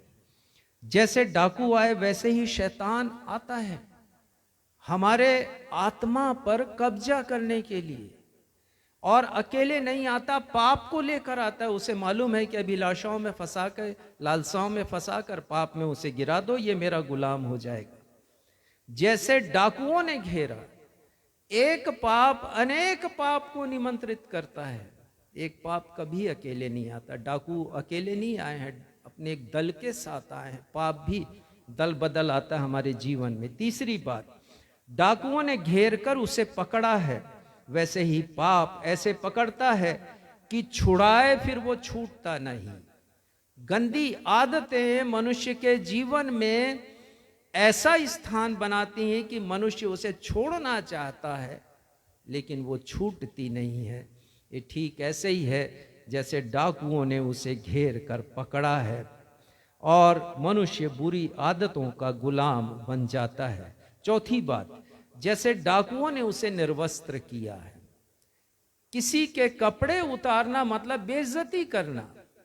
पाप जिंदगी में आता है तो हो नहीं सकता कि वो इज्जत प्रदान करे किसी मनुष्य को। पूरी इज्जत वो खींच लेता है। इन्होंने उसके कपड़े खींच लिए हैं।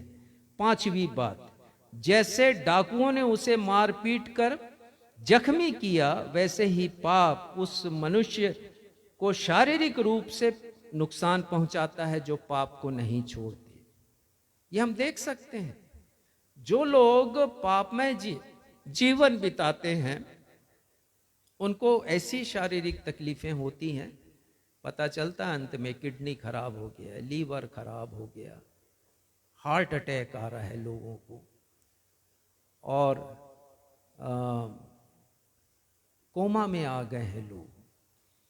तो ये पाप का परिणाम है। जैसे मारपीट कर उसे जख्मी किया, तो वैसे ही हम पाप से जख्मी हो जाते हैं बीमारी के द्वारा। छठवीं बात यह है, जैसे उस यात्री को मारपीट कर अधमरा कर दिए, वैसे ही पाप जब बढ़ जाता है तो होशावास लोग खो बैठते हैं, उन्हें पता ही नहीं रहता, क्योंकि विवेक शून्य हो जाता है, विवेक मर जाता है, उन्हें लगता ही नहीं है कि वो गलत काम कर रहे हैं। पाप का इतना असर जीवन में होता है।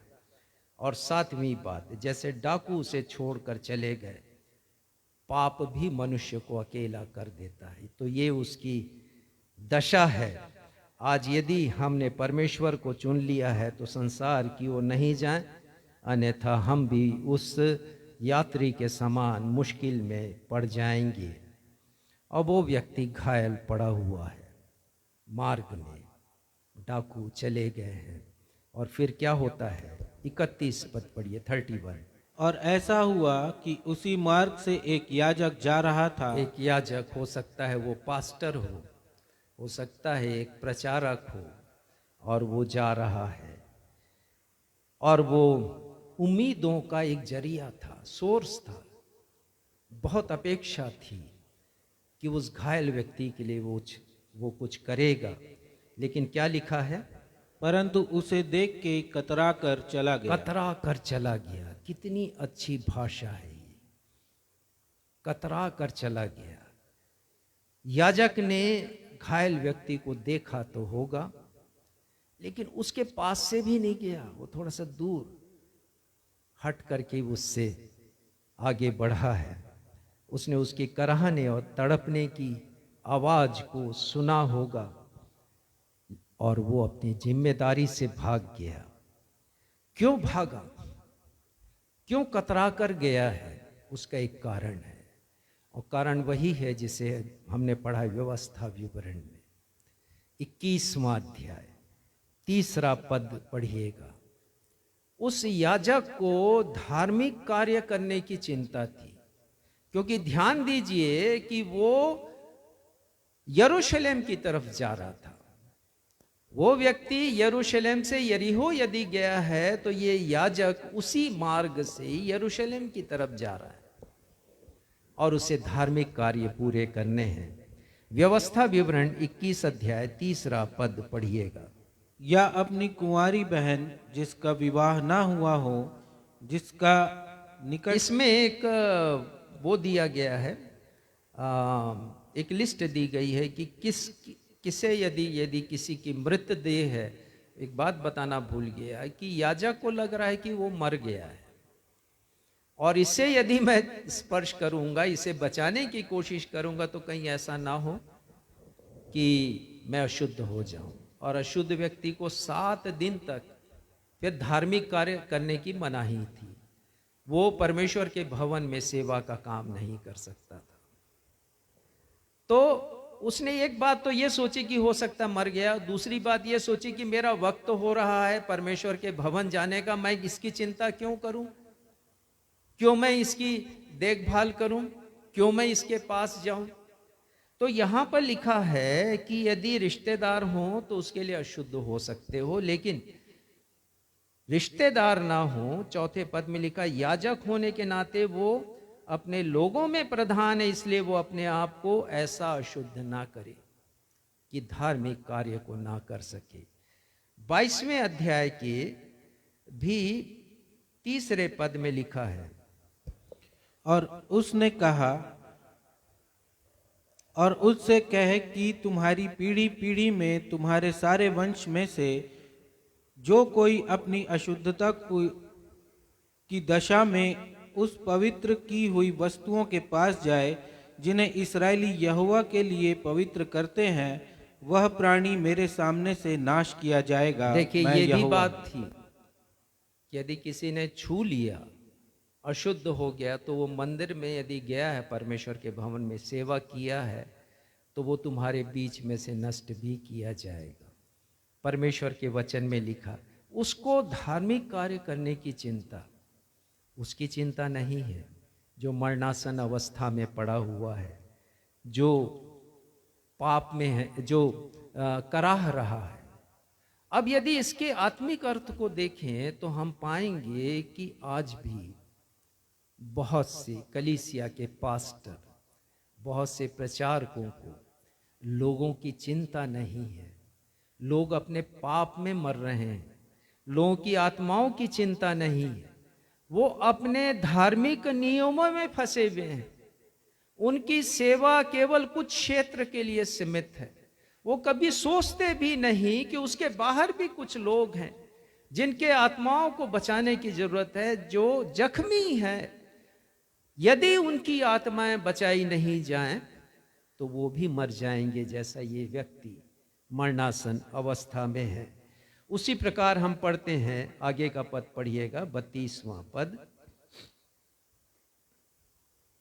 इसी तरह से लूका, इसी रीति से एक लेवी उस जगह पर आया। लेवी कौन है? यदि याजक एक पास्टर है, हम आज के संदर्भ में यदि सीख रहे हैं तो सीखें कि वो सेवक है, वो चर्च का कोई अगुवा है, वो कोई प्रचारक है, और वो भी कतरा कर चला गया है। देखिए, परमेश्वर का वचन हमें शिक्षा देता है। यदि हम देखें यहेजकेल और उसका 3रा अध्याय यदि हम पढ़ें, यहेजकेल 3रा अध्याय और उसके 17वें पद में लिखा है, मैंने तुझे इस्राएल के घराने के लिए पहरुआ नियुक्त किया है। परमेश्वर ने हमें वॉचमैन बनाया है, लोगों की आत्मिक दशा को देखने के लिए। मत सोचिएगा कि यह केवल पास्टर प्रचारक का काम है, हर किसी का काम है। कि यदि हमने देखा कि कोई नहीं जानता जीवित परमेश्वर के बारे में, तो उसे बताना है। उसकी आत्मा को सुरक्षित रखने का दायित्व परमेश्वर ने हमें सौंपा है। पहरुआ नियुक्त किया। और 18वें पद में लिखा है, जब मैं दुष्ट से कहूं कि तू निश्चय मरेगा, और यह निश्चित बात है, परमेश्वर के वचन में लिखा है, और यदि तू उसको नहीं चिताए और न दुष्ट से ऐसी बातें कहे जिससे वह सचेत हो और अपना दुष्ट मार्ग छोड़कर जीवित रहे, तो वह दुष्ट अपने अधर्म में फंसा हुआ मरेगा, परंतु उसके खून का लेखा मैं तुझसे ही लूंगा। ये परमेश्वर का वचन मुझसे और आपसे कहता है। इस बात को याजक ने नहीं समझा, इस बात को लेवी ने नहीं समझा। हम तो समझ जाएं कि यदि कोई व्यक्ति ऐसा है कि अपने पाप में मरने वाला है, तो हमें उसे बचाना है और हमें उसके लिए प्रयत्न करना है, जैसे इस सामरी ने प्रयत्न किया। 33 और 34 पद को पढ़िएगा। पहले 33 पद को। ये दोनों तो चले गए, याजक चला गया, कतरा का लेवी भी चला गया है। क्योंकि जब लेवी ने देखा कि याजक रुका नहीं है वहां पर, उसके आगे आगे जा रहा था, और ये लेवी उसका सहायक है, उसने जब देख लिया याजक नहीं रुका तो मैं क्यों रुकूं। याजक ने एक अच्छा उदाहरण भी उसके सामने प्रस्तुत नहीं किया है। पढ़िएगा 33 पद। परंतु एक सामरी यात्री वहां आ निकला और उसे देखकर तरस खाया। देखिए, यहाँ पर लिखा एक सामरी आया है, और सामरी आया है तो दृश्य में परिवर्तन आ गया है। ये सामरी कौन है? सामरी कौन है? ये सामरी प्रभु यीशु मसीह है। प्रभु यीशु मसीह को तो सामरी कहा गया।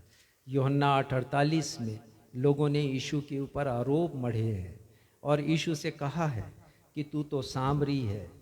और सामरी व्यक्ति यीशु का प्रतीक है। यहाँ पर आगे भी हम सीखेंगे, जैसे उस सामरी ने चिंता की उस घायल व्यक्ति की, प्रभु यीशु मसीह ने भी हमारी फिक्र की है। Here Jesus symbolises himself as a Samaritan man. प्रभु यीशु मसीह यहाँ पर सामरी, ये सामरी व्यक्ति प्रभु यीशु मसीह का प्रतीक है।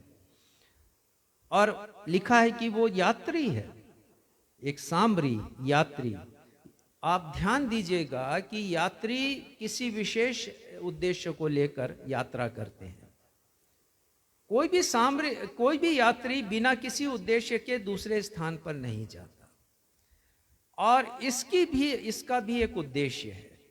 लेकिन जब वो देखता है कि मार्ग के किनारे एक घायल व्यक्ति पड़ा हुआ, तो वो अपने उद्देश्य को बदल देता है।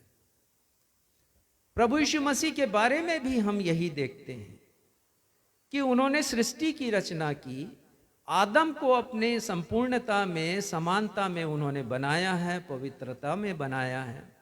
इसी प्रकार हवा को भी उन्होंने बनाया है। लेकिन उन्होंने परमेश्वर की अनाज्ञाकारिता की और पाप जगत में आया। ये पाप फैल गया। रोमियो 5:12 के अनुसार हर एक मनुष्य पापी हो गए। तो प्रभु यीशु मसीह भी एक यात्री के समान संसार में आए। उन्होंने अपने उद्देश्य को बदल दिया प्रभु यीशु मसीह ने, और उद्देश्य ये बदला कि मुझे पाप में ग्रसित लोगों को बचाना है। जैसे वो यात्री बन करके आया और लिखा वहां आ निकला, उस स्थान पर आया जहां पर वो घायल व्यक्ति पड़ा हुआ था। वो वहां पर आया है। ये लेवी और याजक कतरा कर चले गए, लेकिन ये सामरी व्यक्ति वहां पर आया है और उसे देख करके तरस खाया है। ये बहुत बड़ी बात है, तरस खाना। देखिए, यहां से हम सामरी व्यक्ति के 7 बातों को देखते हैं, और इस 7 बातों में हम प्रभु यीशु मसीह को देखते हैं, क्योंकि मैं और आप भी, हमारी दशा उसी प्रकार थी जैसे वो राह पर घायल पड़ा हुआ व्यक्ति। शरीर से वो घायल था, हम अपनी आत्मा से घायल थे, पाप में पड़े हुए थे। यीशु ने हमें देखा है। रोमियो 5:8 में लिखा है कि परमेश्वर ने अपने प्रेम की भलाई इस रीति से उत्पन्न की कि जब हम पापी ही थे तभी मसीह हमारे लिए मरा है। उन्होंने जब हमें देखा है घायल अवस्था में, हमारी आत्मा को, हमारी पापमय दशा को, तो यीशु आ गए हैं इस सामरी के समान और उसे देखकर तरस खाया। यीशु ने भी हमें देखा है और हम पर वो तरस खाए हैं। ये तरस जो शब्द है बहुत अच्छा शब्द है।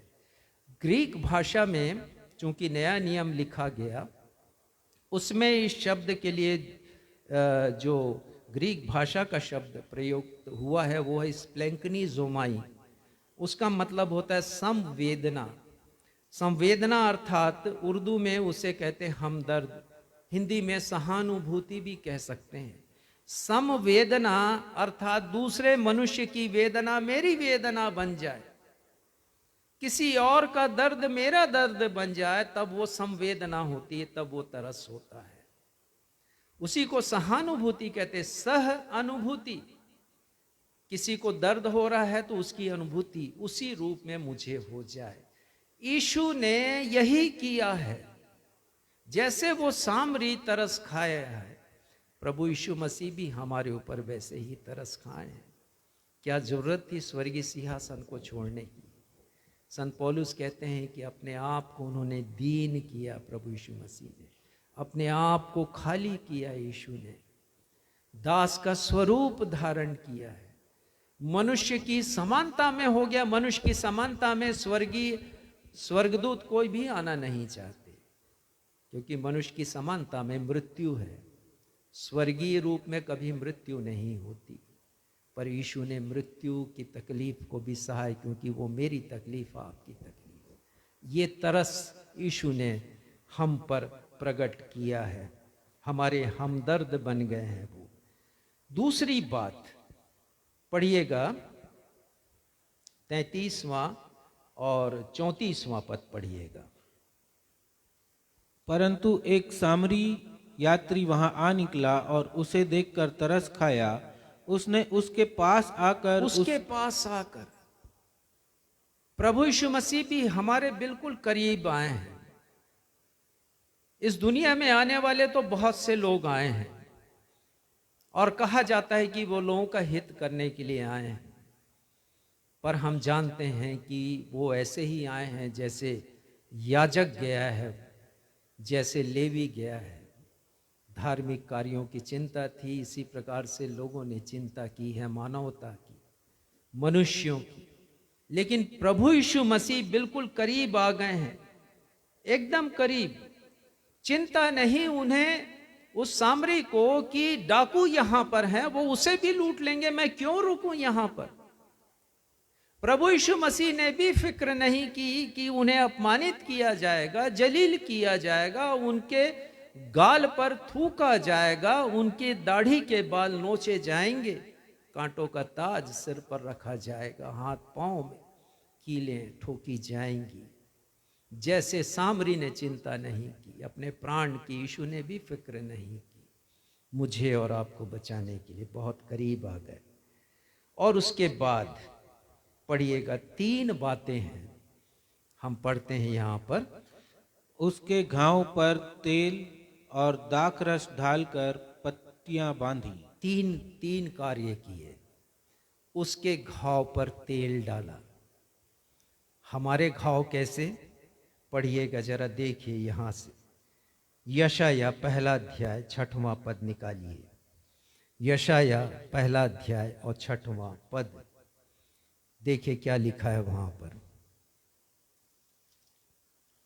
नख से सिर तक कहीं भी कुछ आरोग्यता नहीं, केवल चोट और कोड़े की मार के चिन्ह और सड़े हुए घाव हैं, जो न दबाए गए, न बांधे गए, न तेल लगाकर नरमाए गए हैं। ये हमारी दशा है, हमारी आत्मा की दशा। और कितना अच्छा बयान यशाया नबी यहां करे, नख से सिर तक कहीं भी कुछ आरोग्यता नहीं, केवल जख्मों के निशान हैं और सड़े हुए घाव हैं, जो ना कभी दबाए गए, ना कभी बांधे गए, ना तेल लगाकर नरमाए गए। ये थे हमारे पाप में आत्मा की तस्वीर। और प्रभु यीशु मसीह वहां पर सामरी के रूप में, जैसे सामरी ने तेल उंडेला है उसके घाव के ऊपर और नरम बनाया है उसके घाव को। एक पद मैं पढ़ूंगा, भजन संहिता 38 से 6वां पद, और वहां लिखा हुआ है 7वां पद, मेरी कमर में जलन है, मेरे शरीर में आरोग्यता नहीं। 5वें पद में, मेरी मूढ़ता के कारण मेरे कोड़े खाने के घाव बसाते हैं और सड़ गए हैं। ये हमारी पाप में दशा की तस्वीर। लेकिन यीशु ने तेल उंडेला है। ये तेल क्या है? ये पवित्र आत्मा है जो प्रभु यीशु मसीह ने मुझे और आपको दिया है। ये पवित्र आत्मा परमेश्वर का आत्मा है जो परमेश्वर की बातें मुझे बतलाता है मेरे हृदय में, और उन जख्मों को जो कि सड़ चुके हैं वो ठीक करता है। ये है प्रभु यीशु मसीह का काम। और उसके बाद तेल डाला और उसके बाद उसके घावों पर दाखरस डाला है।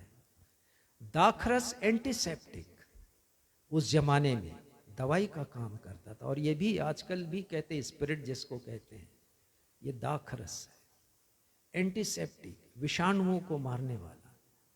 और यीशु ने भी यही किया, मुझे और आपको पाप से हमेशा के लिए मुक्त करने के लिए अपना लहू बहाया है। उन्होंने कहा अंतिम ब्यारी में शिष्यों से, ये दाखरस है मेरा वो रक्त जो तुम्हारे पापों की क्षमा के लिए बहाया जाता है। ये है प्रभु यीशु मसीह का कार्य जो उन्होंने हमारे लिए किया। ये तीसरा कार्य है। और उसके बाद हम पढ़ते हैं कि उसके जख्मों पर पट्टी बांधने का काम किया। भजन संहिता 147 का 3रा पद पढ़िएगा, बहुत अच्छा पद है ये। भजन संहिता 147:3, पट्टी बांधने का मतलब है कि कोई दूसरी चोट वहां पर ना लगे। इस दुनिया में चोट पर नमक छिड़कने वाले बहुत हैं, इस दुनिया में एक चोट पर दूसरा चोट लगाने वाले बहुत हैं, लेकिन ये यीशु है जो पट्टी बांधता है हमारे जख्मों पर। पढ़िएगा भजन संहिता 147 उसका 3रा पद। वह खेदित मन वालों को चंगा करता है और उनके शोक पर मरहम पट्टी बांधता है। देखिए ये है प्रभु यीशु मसीह का काम। खेदित मन वाले, हम लोग तो सब बुझे हुए हृदय के लोग थे, कोई आशा नहीं थी, दुखी लोग थे, लेकिन प्रभु यीशु मसीह ने दवाइयाँ लगाई है जख्मों पर, हमारे मरहम उन्होंने लगाया है और पट्टी वो बांधते हैं। और उसके बाद चौथी बात हम देखते हैं, आगे पढ़िएगा 34 पद में। और अपनी सवारी पर चढ़ाकर सराय में ले गया। देखिए, अपनी सवारी पर चढ़ाया। कोई अपनी सवारी पर नहीं चढ़ाता।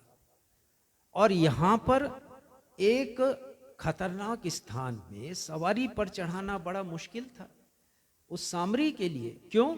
यदि उसने उस घायल को अपनी सवारी, जो गधी ही होती थी, उस पर यदि चढ़ाया तो उसको खुद पैदल चलना है। कहाँ चलना है? ऊबड़ खाबड़ रास्तों पर। यानी जो उसकी सुविधा थी उसका उसने त्याग किया। और ये काम यीशु ने किया मेरे और आपके लिए, कि स्वर्ग में थे वो, सुविधाजनक स्थान पर थे। उन्होंने धरती को चुना, पृथ्वी को चुना मुझे और आपको बचाने के लिए।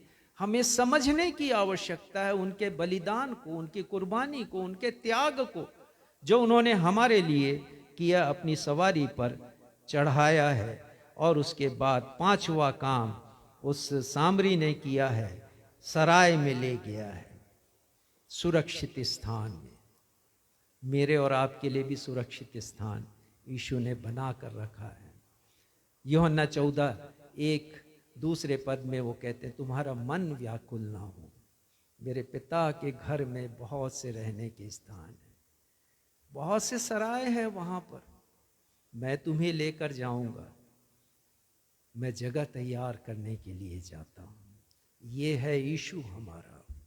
और उसके बाद पांचवी बात के अंतर्गत उसकी सेवा टहल की। दिस इज ग्रेट, ये बहुत बड़ा काम है, सेवा टहल करना। आधा काम नहीं किया यीशु ने। वो जो सामरी है उससे हम सीखते हैं कि वो घायल को ले गया है, सराय में ले गया है। उस जमाने के जो सराय होते थे, छोटे मोटे अस्पताल हुआ करते थे, ठहरने की जगह भी होती थी, होटल भी होते थे, वो वहां वो ले गया है और वहां उसकी देखभाल की है। अपना वक्त उन्होंने दिया है। सामरी ने, किसी ने कहा, ये कहा, when you give your time to someone you give him a part of your life. जब हम किसी को अपना समय देते हैं तो जिंदगी का एक हिस्सा भी देते हैं। प्रभु यीशु मसीह ने 33.5 वर्ष का समय मेरे और आपके लिए दिया है। ये है प्रभु यीशु मसीह हमारी। उन्होंने आधा काम नहीं किया, सेवा टहल की। उन्होंने कहा, मैं सेवा लेने के लिए नहीं आया, सेवा करने के लिए आया हूं। और उन्होंने सेवा हम सब की है। छठवीं बात 35वां पद पढ़िएगा। दूसरे दिन उसने 2 दीनार निकालकर सराय के मालिक को दिए और कहा, इसकी सेवा टहल करना। देखिए, छठवीं बात, दूसरे दिन। ये हमारा यीशु एक दिन का प्रभु नहीं है, एक दिन का परमेश्वर नहीं है, ये प्रतिदिन का परमेश्वर है। वो छोड़कर नहीं गया उसे, सामरी। वो दूसरे दिन तक ठहरा है कि जरा देख लूं इसकी हालत कैसी होती है। इसकी हालत संतोषजनक हुई तभी मैं यहां से आगे की यात्रा प्रारंभ करूंगा। दूसरे दिन भी वो ठहरा। यीशु हमारे लिए ठहरते हैं। एक दिन के बाद दूसरा दिन। भजन संहिता 68 उसके 19 पद में ये पद मुझे बहुत पसंद आता है, कभी लिखिएगा और अंडरलाइन कीजिएगा। धन्य है प्रभु जो प्रतिदिन हमारा बोझ उठाता है, हमारा उद्धार करता परमेश्वर। ये प्रभु यीशु मसीह हैं जो प्रतिदिन हमारा बोझ उठाते हैं। इसलिए उन्होंने कहा कि कल की चिंता नहीं करो, क्योंकि मैं तुम्हारे साथ हूं, आज भी हूं और कल भी हूं। 7वीं बात हम देखते हैं, अंतिम बात। और जो कुछ नहीं, 2 दीनार निकाल कर भटियारे को दिए। ये 7वीं बात है, 2 दीनार। बाइबल में देखिए अंकों का बड़ा महत्व है। और ये जो 2 का अंक है वो दासत्व से छुटकारे का अंक है। अब उसने, सामरी ने 2 दीनार उसको दिए हैं। और यहां पर आत्मिक शिक्षा मेरे और आपके लिए क्या है कि प्रभु यीशु मसीह ने हमें दासत्व से छुड़ाया। डाकुओं का भय समाप्त हो गया। उस सामरी के पास बहुत ज्यादा धनराशि नहीं, 2 दिनार, और उसने सराय के मालिक को दिए हैं और उससे कहा है कि भाई तेरा जो कुछ लगेगा वो मैं तुझे लौट कर दूंगा। और प्रभु यीशु मसीह लौट कर आने वाले हैं। ये सराय के मालिक कौन है? ये सराय का मालिक मैं और आप हैं।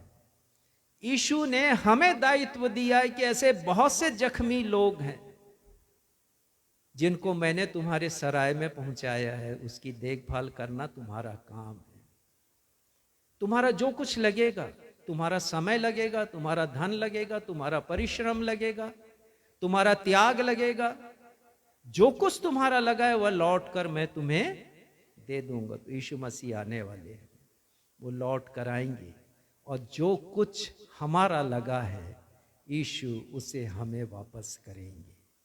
ये 7 बातें हमने देखी। ये 7 बातें उस सामरी की श्रेष्ठता को प्रदर्शित करती हैं और ये 7 बातें यीशु की श्रेष्ठता को प्रदर्शित करती हैं।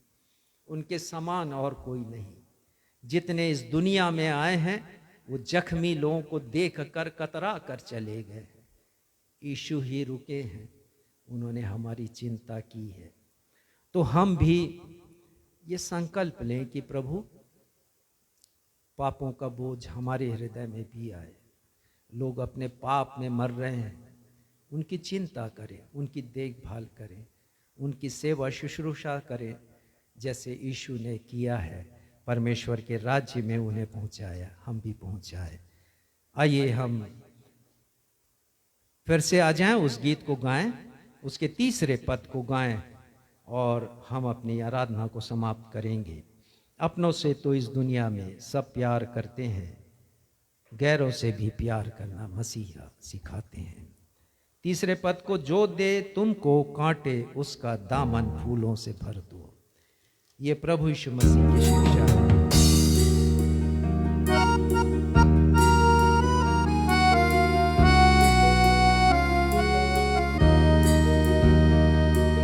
जो दे तुमको कांटे उसका दामन फूलों से भर दो। प्रभु ने तुमको माफ किया है, तुम भी माफ कर दो। जो दे तुमको कांटे उसका दामन फूलों से भर दो। प्रभु ने तुमको माफ किया है, तुम भी माफ कर दो। अपनों को तो गुनाहों की माफी सब लोग देते हैं, बैरी को भी माफ करना मसीहा सिखाते हैं।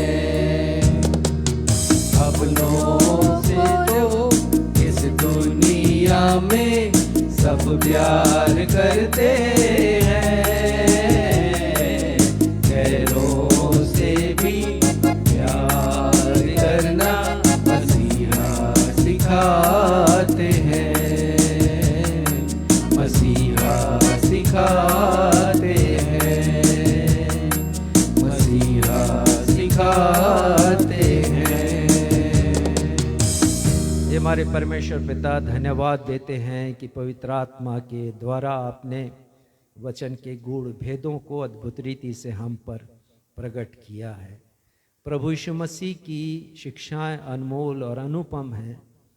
पिता, गीत के द्वारा भी हमने इसे प्रकट किया और आज हमने दयालु सामरी के दृष्टांत से समझ लिया कि वो दयालु सामरी यदि कोई है तो मेरा यीशु ही है, जो मुझे बचाने के लिए इस दुनिया में आए हैं।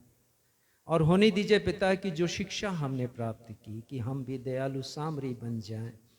इस दुनिया में बहुत से लोग पाप से जख्मी पड़े हुए हैं, उनके बचने की कोई आशा नहीं। आपने हमें नियुक्त किया है, हम इस बोझ को लें पिता। हम धन्यवाद देते हैं फिर से आपके वचन के लिए कि इसे हमने समझ लिया है। आने वाले समय में फिर से आप हमारी सहायता करें। पिता, हम धन्यवाद देते हुए अपनी इस प्रार्थना को आपके बेटे हमारे उद्धारकर्ता प्रभु यीशु के नाम से मांगते हैं। सुनिए, ग्रहण कीजिए। कलीसिया कहे आमीन। आशीष ग्रहण करेंगे। अब मैं आप सबों को परमेश्वर पिता के सुरक्षामयी हाथों में अनुग्रह के इन वचनों के साथ सौंप देता हूँ। ये वचन आपके आत्मिक जीवन की उन्नति कर परमेश्वर पिता के चुने हुए लोगों के साथ उत्तराधिकार पाने में सहभागी बना सकता है। उसी अद्वैत परमेश्वर पिता का प्रेम, हमारे उद्धारकर्ता प्रभु यीशु मसीह का अनुग्रह और शांतिदायक पवित्र आत्मा की सहभागिता हम में से प्रत्येक के साथ अब से लेकर हमारे उद्धारकर्ता यीशु के दूसरे आगमन तक हमेशा होती रहे। हम सब कहें आमीन। जय मसीह।